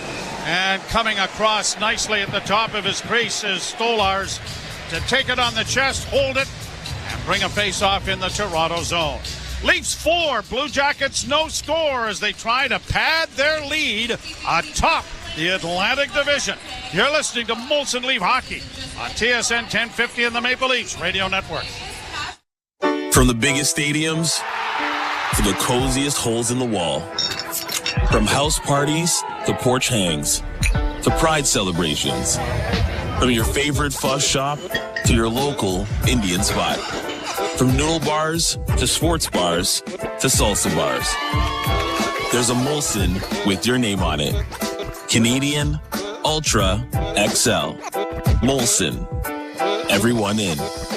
Must be legal drinking age. Alpine News Network is here live with one of our superheroes. I don't want to say I'm a big deal, but I am a superhero.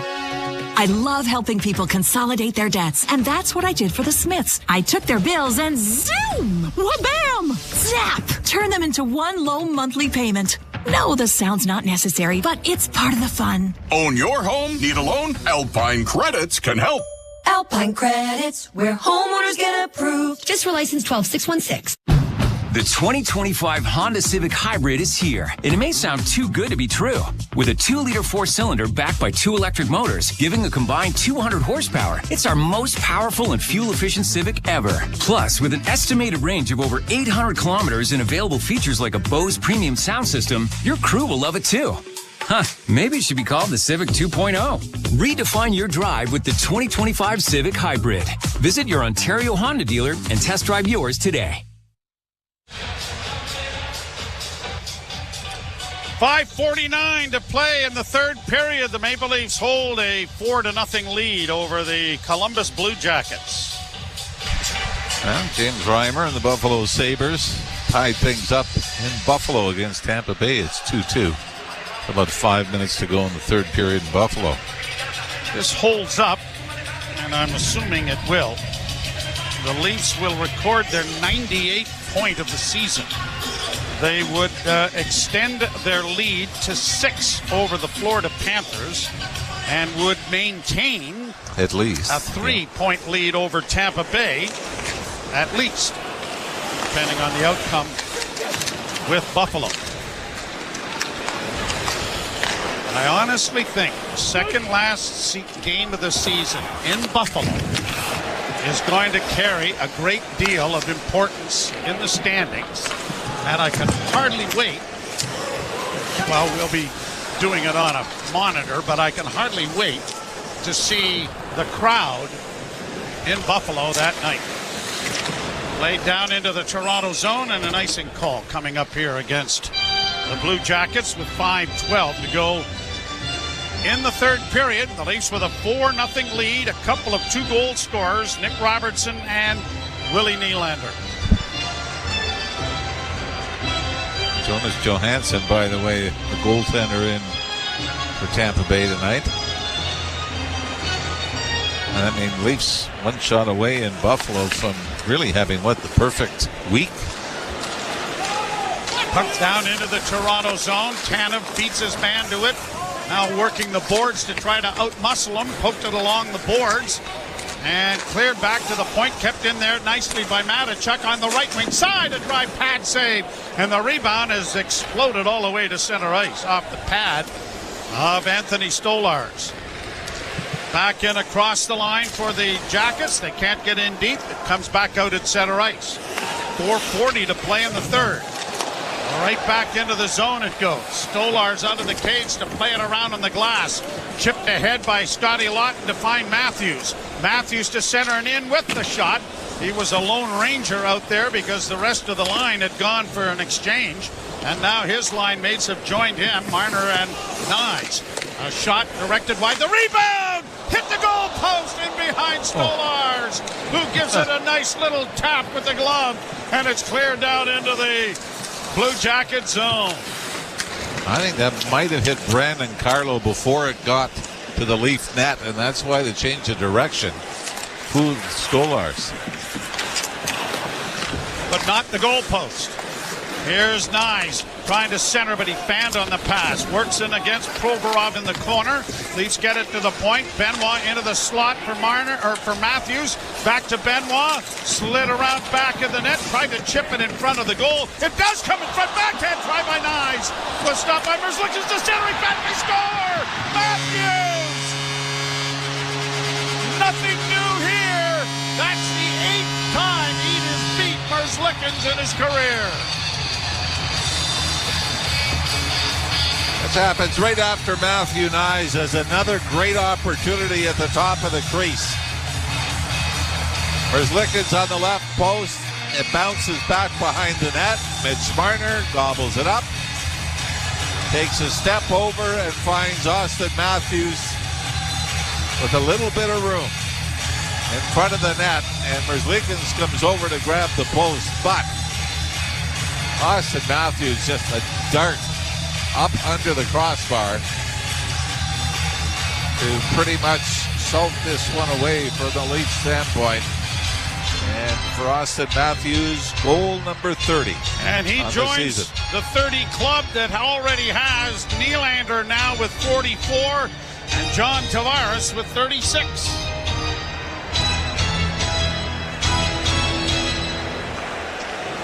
This has been as workmanlike a performance as we've seen this year. Would you not agree, Mr. Ralph? Yeah, I mean, it's built up to this. You know, the LA game a week ago, game against Florida, even Anaheim. You know, grinding one out, back-to-back nights. Leafs will have a couple of days off before the head-to-head matchup down in Florida with both Florida teams back-to-back. The past Matthews comes out at center ice and deflects up into the crowd and goes out of play. For Austin Matthews as well, Joe. That's career goals 398. Take that, Ovi. Yeah, take that. Well, a lot of people have said if there was going to be someone who might be in the running for that, because what Matthews has done thus far in his career pretty mirrors comparable, yeah. exactly what Alex Ovechkin has done with the Capitals. 5-0 Toronto. You're listening to Molson Leaf Hockey on TSN 1050 and the Maple Leafs Radio Network. Explore a world of groundbreaking independent music and emerging artists on a channel where pioneers like Pavement, The Strokes, and Beach House play alongside the artists shaping the sound of this moment. Find independent music curated for the curious on SiriusXMU. Channel 35 and outside the car with the SiriusXM app. The Point with Boomer Gordon. For months I've been listening to hockey people warn the Sabres, don't move on from Dylan Cousins. This is the one you'll regret. The fact that you're trading in division is amazing to me. This guy can come back and haunt you like every Sabre does. But if I'm an Ottawa Senator fan, Jake, I'm over the moon on this trade. Point with Boomer Gordon. 1 p.m. Eastern on NHL Network Radio, SiriusXM 91, and the SiriusXM app. It's soccer's most thrilling league. Only the Premier League can make you feel like this. And now every match is on the SiriusXM app. Can you believe it? From the title race. This is remarkable. Keeps this title charge on track, surely. To the relegation fight. The impossible may still be possible. Hear every English Premier League match on SiriusXM FC 157 and the SiriusXM app. Just search for your favorite club. The biggest names in the game. Trying to get behind Ristolainen, walks in, put it between his legs, shoots it, score! NHL play-by-play on SiriusXM.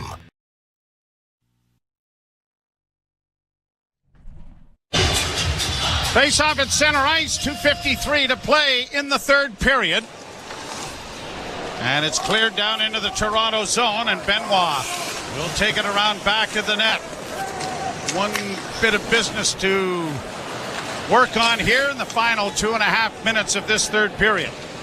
Laid down into the Blue Jacket zone. Voronkov sends a long shot in on Anthony Stolarz. The puck goes around back of the net. Benoit trying to play it up the boards. Had it blocked. Into the corner goes Olivier. He and Benoit battle for the puck on the wall. Trying to dig it free. Now the Leafs on the near side, and they aren't able to get it out. Nylander against the boards. That's stopped. The puck goes free. Back to the point. A long shot in traffic. Stopped. The rebound was played to the line and out at center ice. 2 minutes to go in the third. The Leafs 5 and the Blue Jackets no score. Morgan Riley finds Benoit on the left wing. He'll just flip high to center to get the puck out of the zone. And then a turnover, and it is shot by Morgan Riley, misfiring, but the linesman has waved off what would have been an icing. Puck down in the Blue Jackets' end of the rink. Lorenz couldn't come up with it, neither could Lawton. Now the Blue Jackets get it up on the left wing, and out at center ice it comes. In on the right wing comes Danforth. He couldn't get around the defense of Morgan Riley there. Brandon Carlo forces it into the corner, so does Scott Lawton. 1:18 to go. Back to the point. Near side, and fanning on the shot completely was Ivan Provorov. The puck comes in front of the goal. The Leafs come out with it, and Carlo brings it to center and flips it down into Columbus territory. Quickly sent back out in center, and Nick Robertson is there. Less than a minute to go.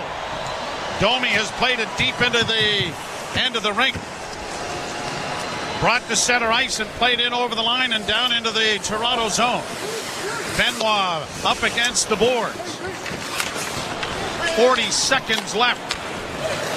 Leafs get it to center. Played it off the boards.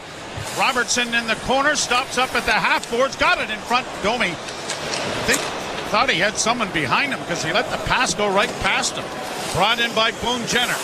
Jenner down into the zone, dropping it back to the point. Fabro doesn't shoot it. Sends it around into the corner again. Van Riemsdyk tries to center. Intercepted there by Brandon Carlo.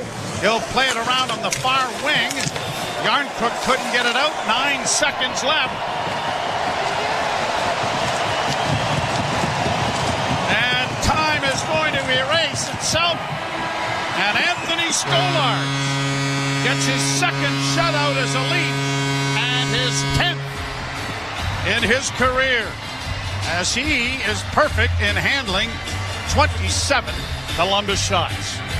And would you believe, Mr. Bowen, that this, on your birthday, is the first time the Toronto Maple Leafs have ever shut out Columbus on home ice? I take that as a birthday gift then. That is a gift. It was gift wrapped? A gift for the gifted. Yes. And the other important thing is they're just starting overtime in Buffalo right now between the Lightning and the Buffalo Sabres. Important thing is Leafs get this win in regulation. Even though the Leafs had a 3-point lead on Tampa, they were even in regulation wins, which is the number one tiebreaker. All these little stats are going to play into it. But I think you really like the fact in this game that the Leafs have a 2-0 lead into the third period. And you say, don't sit back. We saw what happened against San Jose. You sit back, and they're a bounce off the backboards away of getting back into the game. So instead, the Leafs come out, score 2 early in the third period. Thanks to Willie Nylander, Matthews puts it away and really didn't give up a whole lot to Columbus at the other end. 39 regulation wins now for the Maple Leafs. You mentioned even if Tampa wins this game, they have 38 regulation wins as they're in overtime currently with Buffalo. The Maple Leafs with 98 points on the season and a huge back-to-back, the second to last back-to-back of 16 the Maple Leafs have had this season will come starting on Tuesday night when they will tangle with the Panthers in Florida. Wednesday, they are in Tampa Bay against the Lightning as the Leafs win this one convincingly 5-0 over the Columbus Blue Jackets. Hope you will join us on Tuesday night. We'll be right back here on TSN 1050 with that game starting at 7 o'clock. Stand by for the post-game show. The Leafs winners 5-0. You're listening to Molson Leaf Hockey on TSN 1050 and the Maple Leafs Radio Network. Sports Grid Radio is covering the lines, odds, and props for every major sporting event.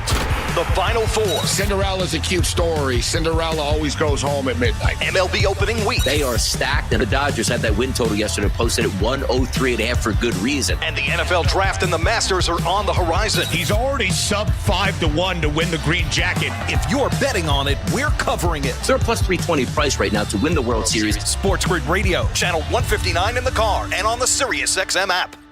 We deliver the NHL. And I just wonder, Berkey, what your thoughts are on the Capitals. They are Exhibit A as to why a retool can work. Yes, but it's early. They haven't had a playoff run yet. A lot of people taking bows right now that shouldn't be. I really like this coach. And Chris Patrick, the GM, has done a real nice job. It is a retool, right? And the goaltending's been spectacular, but let's see. Don't pick out a parade route yet, boys. SiriusXM, NHL Network Radio, SiriusXM 91. The best player analysts and insiders live on NHL Network Radio. Mike Johnson. If you would have asked me, what's the one record that would never, ever, ever be broken? Was the 894 goals. Every single day he scores, that's sort of the lead story in the NHL. And yet here's Ovi about to do it, and he's going to push through 900 goals, and he could push to 1,000 if he wanted to. He played 3 more seasons. Get the latest opinion and analysis you need on the home of hockey. NHL Network Radio, SiriusXM 91, and the SiriusXM app. Hey, Jim Rome here. What's cracking? Hi. Hope you're enjoying the game. And when you're not taking in a game, find us on Sirius Channel 161, XM Channel 206. In fact, we'll be there every weekday afternoon, 3 p.m. to 6 p.m. Eastern Time. If you've got something you want to break down from this game, you know where to find us. Just make sure you have it taken, don't suck. Step your game up. That has never changed. In fact, the show has never changed. We're just back home. And it's great to be there. Sirius 161, XM 206. See you there.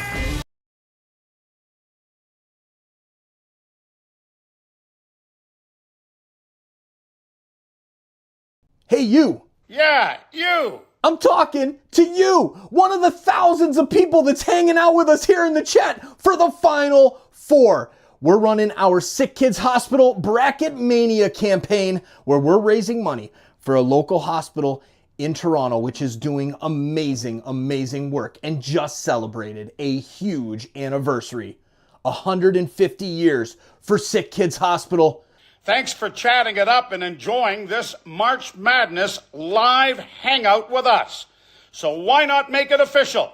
Hit that subscribe button and turn on the bell so you never miss a live game. We're on a mission to hit 100,000 insiders, and you can help us grow this amazing community of sports fans making a difference.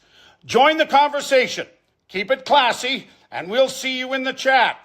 Good luck to your team and your bracket. We really appreciate you being here. Thanks for turning on that bell.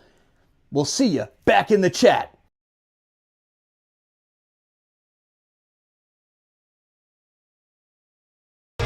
Welcome back to Scotiabank Arena. 5-0. The Leafs win over the Columbus Blue Jackets. Jim Taddy, Anthony Stewart, and Ralphie kind enough to hang around. Ralphie, after 40 minutes, I thought that top line was all over the place. I thought this game would blow open. Nylander did that, but, really, they were the best team on the ice tonight. Yeah, and yet, I think in the first 10 minutes of the game, you got one of those oh-no feelings. You have the letdown after the win against the Florida Panthers on Wednesday. Anthony Stolarz was sharp early on, and so many times, and I think that's the difference between when the Leafs were struggling and now. When they struggle, when the goaltenders end up struggling, it seems like you need 3 or 4 really good saves a period. When they're playing well, sometimes you just need them for a 5-7 minute stretch to keep you in it. I thought Stolarz was able to do that for the Leafs tonight. They responded, but as Joe and I were talking about at the end of the game, so key, because we referenced the San Jose game here where they had a 2-0 lead after the second and then sort of stopped playing, thinking let's just play defense and close this one out, and they end up losing that in a shootout. I thought it was great. I think they outshot Columbus 10-1 in the first 9 minutes of the third period, scored the 2 goals to put it away. So I like that it wasn't just sit back and defend a 2-goal lead. It was like, let's go out and extend it. I think he's due a little bit of credit, a little bit of flowers, as he's sort of been in and out of the lineup some of the year. Nick Robertson got the game going, scoring his 2 goals. He's got 14 on the year. So what do you think he needs to do more to sort of stick around in the lineup, other than just putting the puck in the net? Well, we joked about it. Like you said to me after the first period, you said I would have bet Nick Robertson was going to score, because we see it all the time, right, where a guy gets taken out of the lineup. A big part of it was discipline. I thought, the last game he played was in San Jose, and I think he took at least 1 penalty. I know that led to a San Jose goal. But he had gone, I think, 2 or 3 games in a row sort of taking senseless tick infraction penalties, high sticks, that ended up costing the Leafs. So I think discipline was part of it.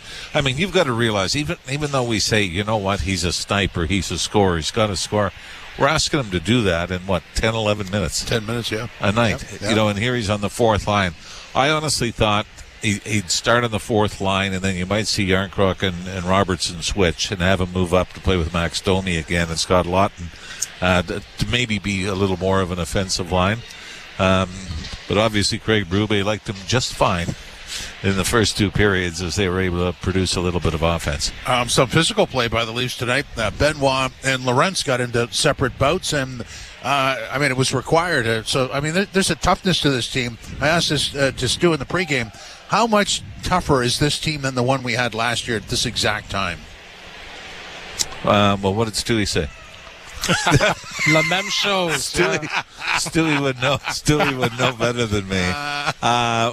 There is something about this, team toughness. Yeah. Where you talk about it, it's a 5-man group. It's not always just, one guy going at it one-on-one or dropping the gloves with somebody else. And I think it's a matter of everybody having each other's backs, but you don't see Brandon Carlo back down. You don't see Simon Benoit back down, even though it might have been a better idea for Benoit to back down tonight because Olivier can throw him. But it's going to be more tested to see their toughness, and that's going to be mental toughness and everybody having each other's backs in about 3 weeks when we get into the postseason. So I think they're tougher, but as far as the physical side, it's got to sort of coincide with the mental side once you get into the playoffs. And I think that's when you start looking at a team as being tough. A lot of that is what can they overcome. Stu just said yes, guy, when I asked him. So, well, remember it was one of my favorite quotes where a coach was asked, got into broadcasting, he said, "My job now as a broadcaster is to keep talking until I can think of something to say." So that's exactly what I did. What'd you say that for? That's the secret right there. That's exactly what I did on that answer. That's funny. Another impressive start by Stolarz, back-to-back wins here now, and I think he's got 5 wins in a row. 5 in a row. Berube obviously won't tip his hand, but is it safe to say he's the number one guy going forward? Is it too early? I still think there's time. Yeah. It may not matter because Craig Berube wasn't here last year, but Joseph Woll, I still believe if he starts the series against Boston, they win the series. He comes in when they're down 3-1. He wins 2 games, gives up just 2 goals in the 2 games, and unfortunately the Leafs weren't able to have him for Game 7, which might have been a difference. By the way, Buffalo wins in a shootout over Tampa, so that's big. Yeah, so the Leafs 4 points up in the Lightning. What is that, TSN 5 there? What channel is that? 4 up in the Lightning. MSG. Six whatever it is, it's almost legal. So here's the scary thing is Ottawa's closer to Florida than the Leafs are. You mean point-wise? Oh, I think you meant distance-wise. No. You are just classic. Oh. It's a good thing there's somebody in between us. Never driven to Florida. It'll be interesting. I mean, I still think it'll be interesting. The Leafs go down and lose to Florida. It might be a way. But right now, Florida's just obviously they got Barkov back tonight. They obviously didn't have him against the Leafs. But Matthew Tkachuk is a big part of that offense. Aaron Ekblad helps out offensively as well. So they've got to get some guys back. But it's going to be interesting. And Joe did bring that up. He says, the whole thing about who would you rather play and what's the better matchup. And you could end up finishing first and playing Florida anyway when it comes down to it. But I do think there's a real danger and having a preferred opponent in the playoffs. Yeah. Because, you're going to have to beat good teams from the first round on. Well, it's not like it gets easier. Yeah, and let's not forget 2 years ago we want Florida chance. Yeah, you got them. Yeah, you got them. Anything else we can do for you? Yeah. So, yeah, it's I don't think your first choice is the defending Stanley Cup champions, a team that's been to the finals in back-to-back years. But,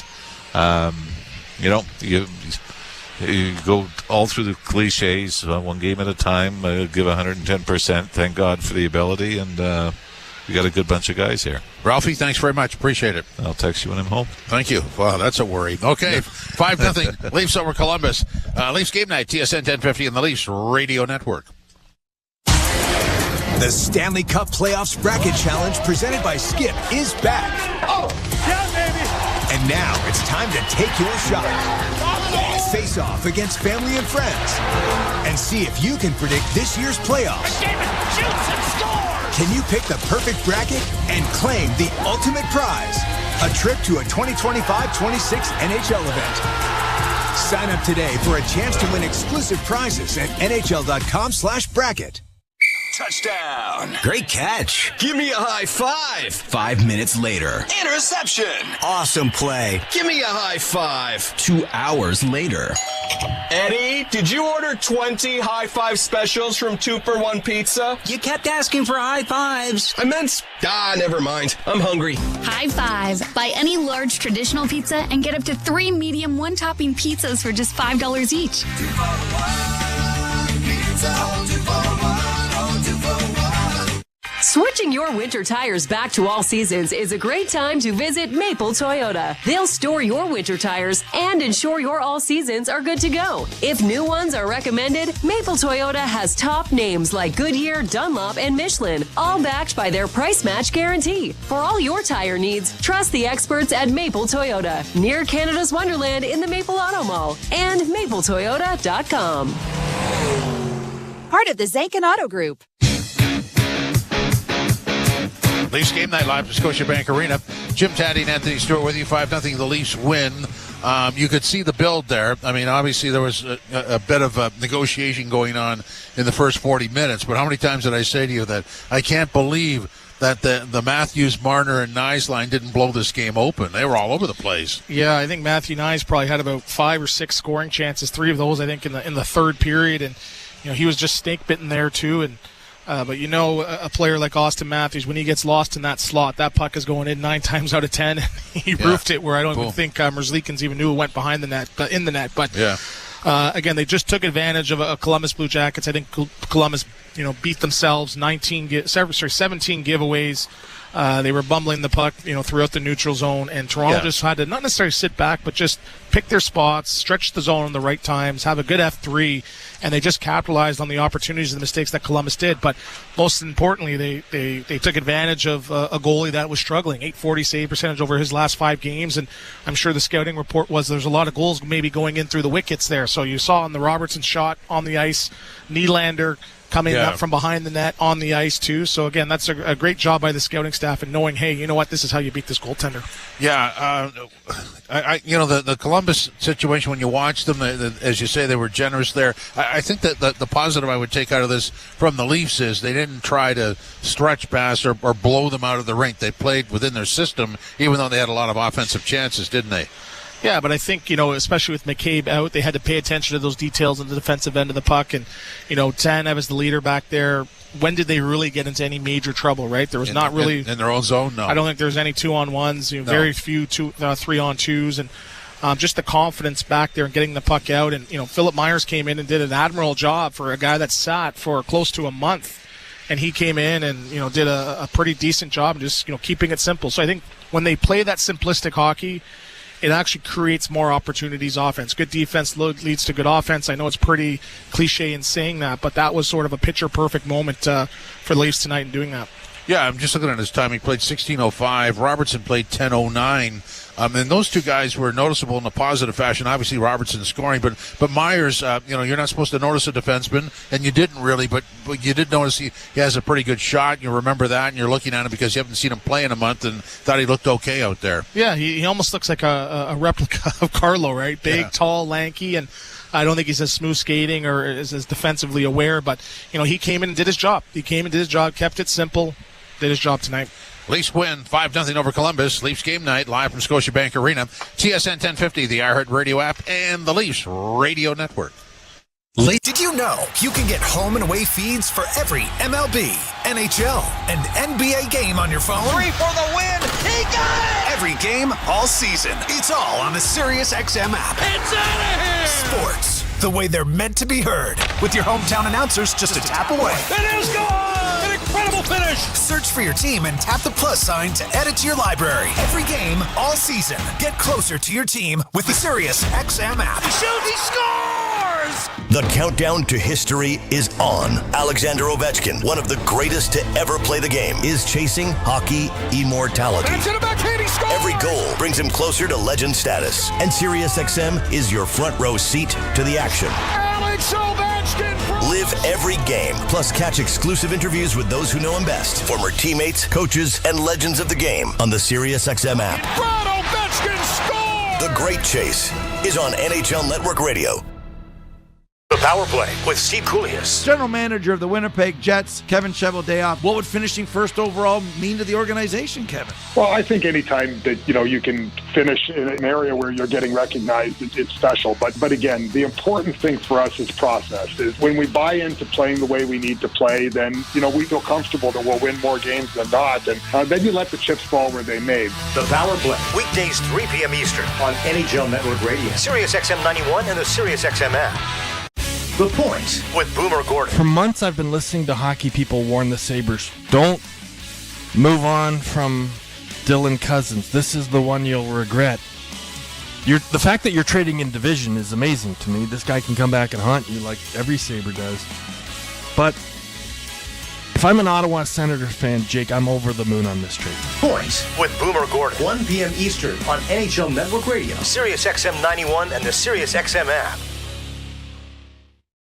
Join me, Scott Laughlin, and Gord Stellick, along with former NHLer Mike Johnson for NHL Morning Skate. Weekday morning, 7 a.m. Eastern on NHL Network Radio, Sirius XM 91. Leafs game night live from Scotiabank Arena, wrapping up a 5-0 win by the Leafs over Columbus. And timing is everything. The Leafs have now a 4-point lead over Tampa. They've all played the same amount of games, and a 6-point lead over Florida, which is great news when you go into a back-to-back with Florida and Tampa. So some breathing room going into that back-to-back situation. Yes, right. But 3-4 games ago, you looked at the picture. It wasn't really clear. You're like, oh, man, you're going to be dreading this, back-to-back. But now they have a little bit of breathing room. Yes, I don't think they're must-wins, but, you go out here and you get 2 or 3 out of those 4 points. You're coming up with Montreal, Carolina, and finishing with Buffalo and Detroit, who, most likely probably aren't going to make the playoffs. So, yes, there's no easy games at this time of year, but at the end of the day, they're doing their jobs and winning the games that they have. And I think it was, 3 weeks ago, we were looking at the picture saying, oh, is Ottawa going to catch them? And, maybe the Montreal Canadiens. I do remember that. Yeah. But they found a way to control their own destiny, and it wasn't one line, one guy. The structure was there, great team effort, and that is signs of a team willing and ready and able to go for extended playoff run. Well, and the great thing about being in the building, we could easily refer to the score sheet, but it was everybody tonight. They all had their moments, didn't they? Yeah, Nick Robertson there. You saw Lorenz get a couple chances. He got involved with the fighting. Benoit as well, too. Knies around the net. So there was unsung heroes. Stolarz did get the number 1 star, but there could have been probably 3 or 4 other guys that got it, too. Mitch Marner had a great game, too. You saw Matthews. He's got 9 straight 30-goal seasons as well. So a great team effort tonight. Stu, thanks very much. Take the rest of the night off. Get some flares out so I can get home fast. Okay, I'll load up the chopper. Okay, thanks. Leafs game night, TSN 1050, and the Leafs Radio Network. You've been listening to NHL Play-by-Play on Sirius XM. Head over to Sirius XM NHL Network Radio, Sirius XM 91, for the best hockey talk.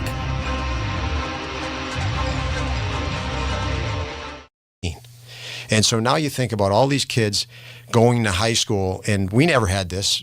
They can be made fun of on social media. They don't even know it, and they're walking out of a classroom and people are laughing. Yeah. So it's a different world we all live in because we're all criticized and compared to more and faster. And with that, you need to balance that with support. And I think, lots of coaches that have gone that I watch around the league in the NHL, there's a lot of great coaches and a lot of good young coaches that are really good at that. The X's and O's, I say to people, are easy now. When the X's and O's are a very simple part of hockey. It's connecting with people and getting people motivated and excited. And that's changed dramatically. X's and O's became big when video hit the computer. You could watch 100 or 1,000 forechecks over and over and over and say, okay, these are the key components on a forecheck. And so, you didn't have to be in the NHL to become better at that. So that's the easy part. I just can't imagine doing this or that I did it. I called Brian Matthews one time in Austin's U17 year. And I said, Brian, I said, do you have any idea how good your son is? And his reply was no. Like, what are you talking about? Why are you, what is this conversation? And I had to explain to him, and I said, I think this is what's going to happen in Austin. I said, you honestly have to prepare for your life to become very chaotic and crazy. And lo and behold, he gets drafted in Toronto instead of some different market. And we know how crazy it can be here. Oh yeah. But and then the last thing I'll say on it is I remember leading up to the draft, lots of people said, can he handle Toronto? And I thought, absolutely, no problem. And the biggest thing for me is when a young player comes in the league, and we talked about it earlier, if they're a -2 or 3 and they have a really tough night, you get to know how they're going to respond. And some that breaks their confidence, and maybe they need a stint in the AHL. You got to get them out of the pressure. Mm-hmm. But Austin was so good that if that happened, and when it's happened in his career, it doesn't hurt his confidence. He knows that he's in that category of player that I know I can redeem myself just get me to the next game now. And they can do, the best players can do that. And that's a different echelon of player at the NHL level that can do that. So if you look at the top players in the NHL, their confidence is not going to break. The guys right under that, they have a bad night. They may not want that next game. Follow every second of the action on NHL Network Radio. From behind the bench to every play on the ice. If it's hockey, it's on Sirius XM NHL Network Radio. Sirius XM 91. I'm Frank Trachtenberg with your Sirius XM NHL schedule for Saturday, April the 5th. All times are Eastern, and please remember, all games, times, and channels are subject to change. Check SiriusXM.com for the latest updates. In the NHL, 12:30 p.m., New Jersey Devils take on the New York Rangers. Devils on Sirius XM channels 91 Internet 936, Rangers on Internet 938. 2 p.m., Ottawa Senators take on the Florida Panthers. Senators on XM 219 Internet 939, Panthers on Internet 931. 3 p.m., Dallas Stars face the Pittsburgh Penguins.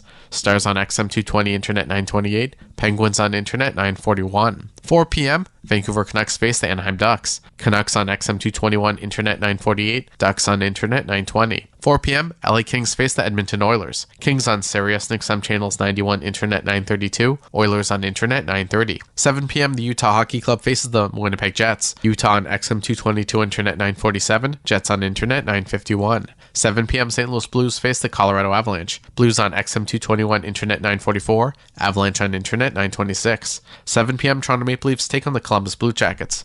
Leafs on Sirius XM channels 91 Internet 946, Jackets on Internet 927. 7 p.m. Boston Bruins face the Carolina Hurricanes. Bruins on XM 219 Internet 921, Hurricanes on Internet 924. 7 p.m. Buffalo Sabres face the Tampa Bay Lightning.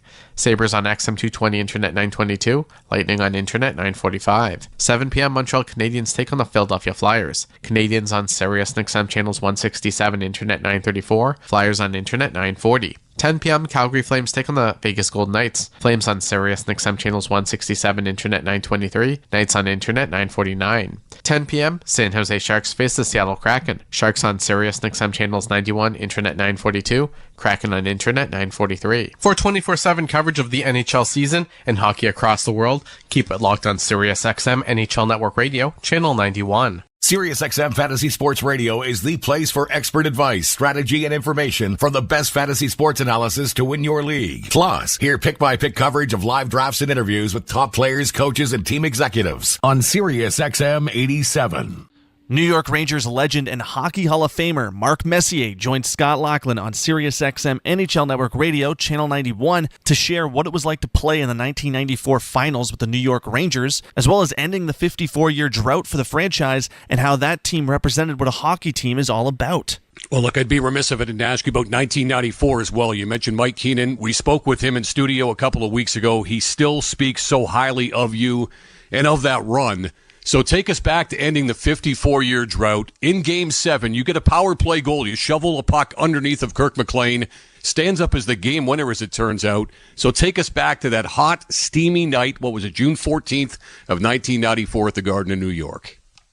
Just, I guess just starting, going to the rink, trying to keep your same routine. Brian Leach and I would always drive together down through Times Square, down Broadway 7th Avenue to take a right-hand turn on 33rd Street. And you could feel things were different, even from the Upper West Side. Just the vibe and the energy of the whole city was just electrified.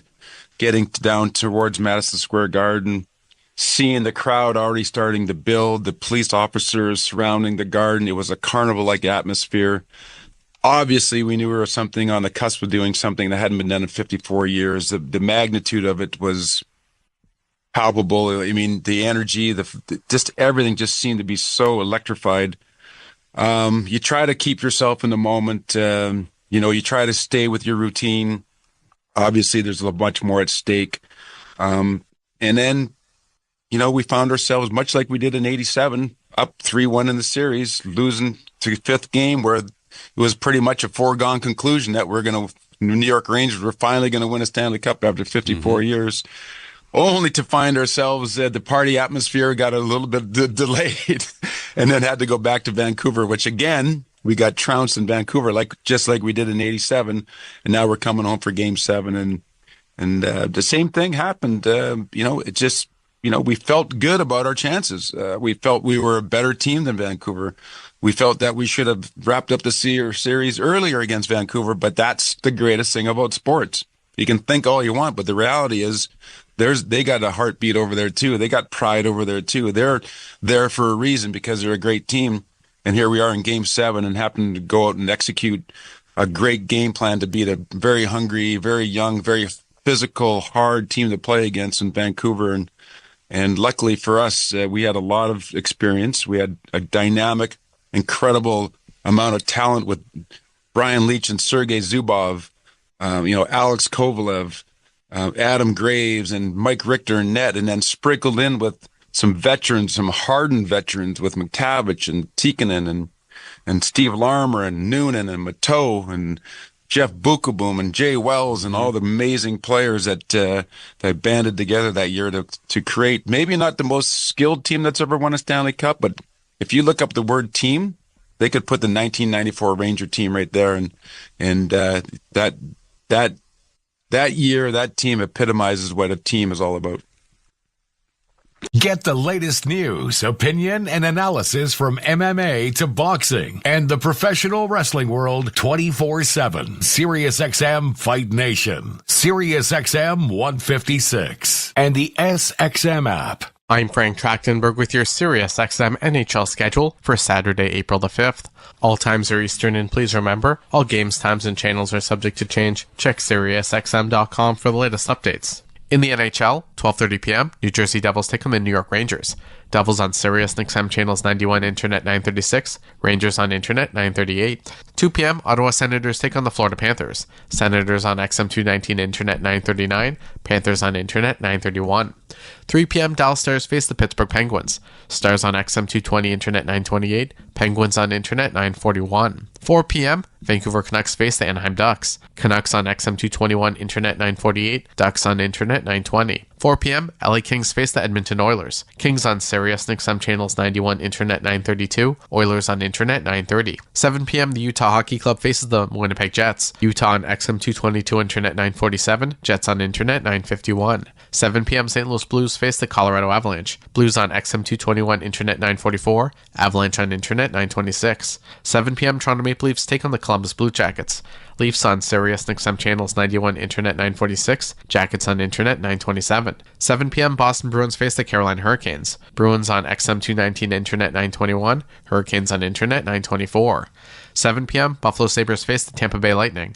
Sabres on XM 220, Internet 922. Lightning on Internet 945. 7 p.m., Montreal Canadiens take on the Philadelphia Flyers. Canadiens on Sirius XM channels 167, Internet 934. Flyers on Internet 940. 10 p.m., Calgary Flames take on the Vegas Golden Knights. Flames on Sirius XM channels 167, Internet 923. Knights on Internet 949. 10 p.m., San Jose Sharks face the Seattle Kraken. Sharks on Sirius XM channels 91, Internet 942. Kraken on Internet 943. For 24/7 coverage of the NHL season and hockey across the world, keep it locked on Sirius XM NHL Network Radio, Channel 91. Mad Dog Sports Radio has the best sports talk in the business, covering sports with a passion and knowledge you need. Mad Dog Sports Radio, Sirius XM 86, and the SXM app. 6-time Stanley Cup champion and Hockey Hall of Famer Mark Messier stopped by SiriusXM NHL Network Radio's The Morning Skate with Scott Laughlin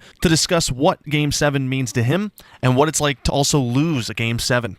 Well, when you think about the two greatest words in sports, you think about Game 7 for many reasons.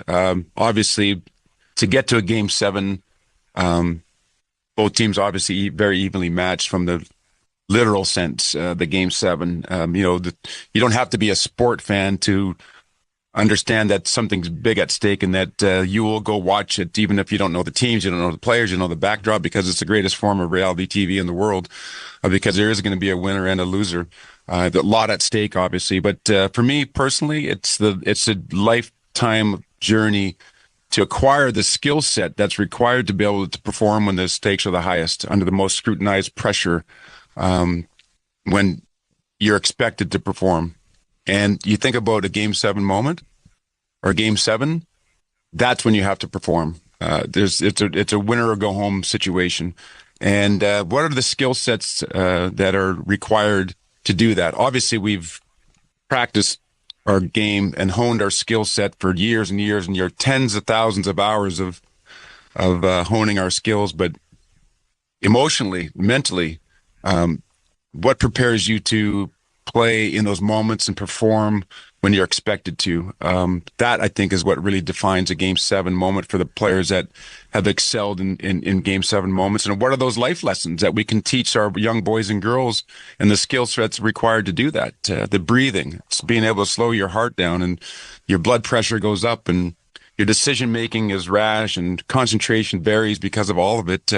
What allows you to kind of really slow down and use your God-given talent, and then obviously the repetitions through your whole life that you know you can do it. You just got to be able to do it when it matters most. It's like hitting a home run, and like Aaron Boone did, or doing something special at the right moments.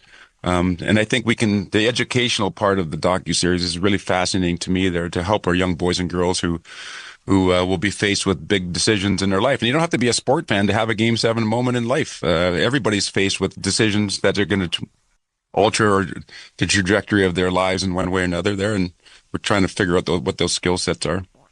What does it feel like to lose a Game 7? Fortunately for me, I never experienced what the Oilers did last year, of going all the way to the end in a championship game and losing in a Game 7. Anytime you get to a Game 7, it's a hard journey to get there. Two teams, evenly matched. It's been a war. It's been a tug of war. Everybody's hurt. Everybody's tired. And then to lose that is devastating. I think about my own experience in Game 7, winning 7 of them. The 2 still hurt to this day. What could I have done different? You always say that you got to lose in order to understand how to win. I do agree with that. I think there are lessons in loss and in failure, both as a team and as an individual. If I had my preference, I would have liked to have learned those lessons while I was winning. But unfortunately, that's just not the way it is. But I look back at it now and just think about how grateful I am for all the lessons in wins and the losses, because it really ends up defining who you are as a person and as a player. MLB Network Radio is your home for 24/7 baseball talk, featuring on-site coverage of every major event from spring training through the World Series and expert analysis from former general managers and players. SiriusXM Channel 89. I'm Frank Trachtenberg with your SiriusXM NHL schedule for Saturday, April the 5th. All times are Eastern, and please remember, all games, times, and channels are subject to change. Check SiriusXM.com for the latest updates. In the NHL, 12:30 p.m., New Jersey Devils take on the New York Rangers. Devils on Sirius XM channels 91, Internet 936. Rangers on Internet 938. 2 p.m., Ottawa Senators take on the Florida Panthers. Senators on XM 219, Internet 939. Panthers on Internet 931. 3 p.m., Dallas Stars face the Pittsburgh Penguins. Stars on XM 220, Internet 928. Penguins on Internet 941. 4 p.m., Vancouver Canucks face the Anaheim Ducks. Canucks on XM 221, Internet 948. Ducks on Internet 920. 4 p.m., LA Kings face the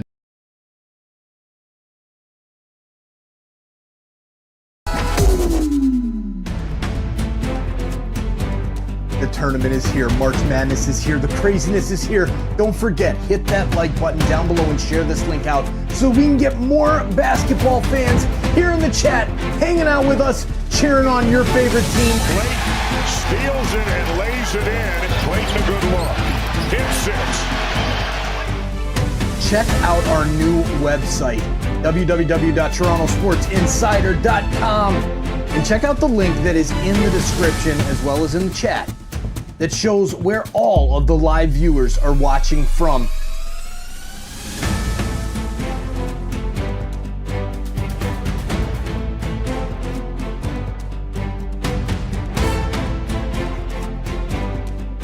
Are you an insider yet? Have you hit that subscribe button? I bet you have now. Thank you for doing that. Thank you for checking out our Bracket Mania campaign. A lot more coming up soon.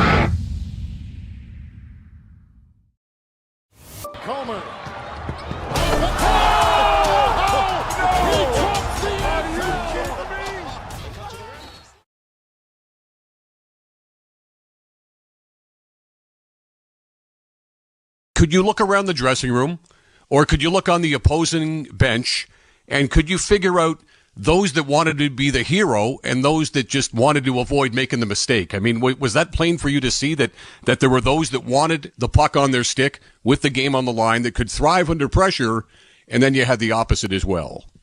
I felt myself in those moments there defaulting to the more defensive side of the game.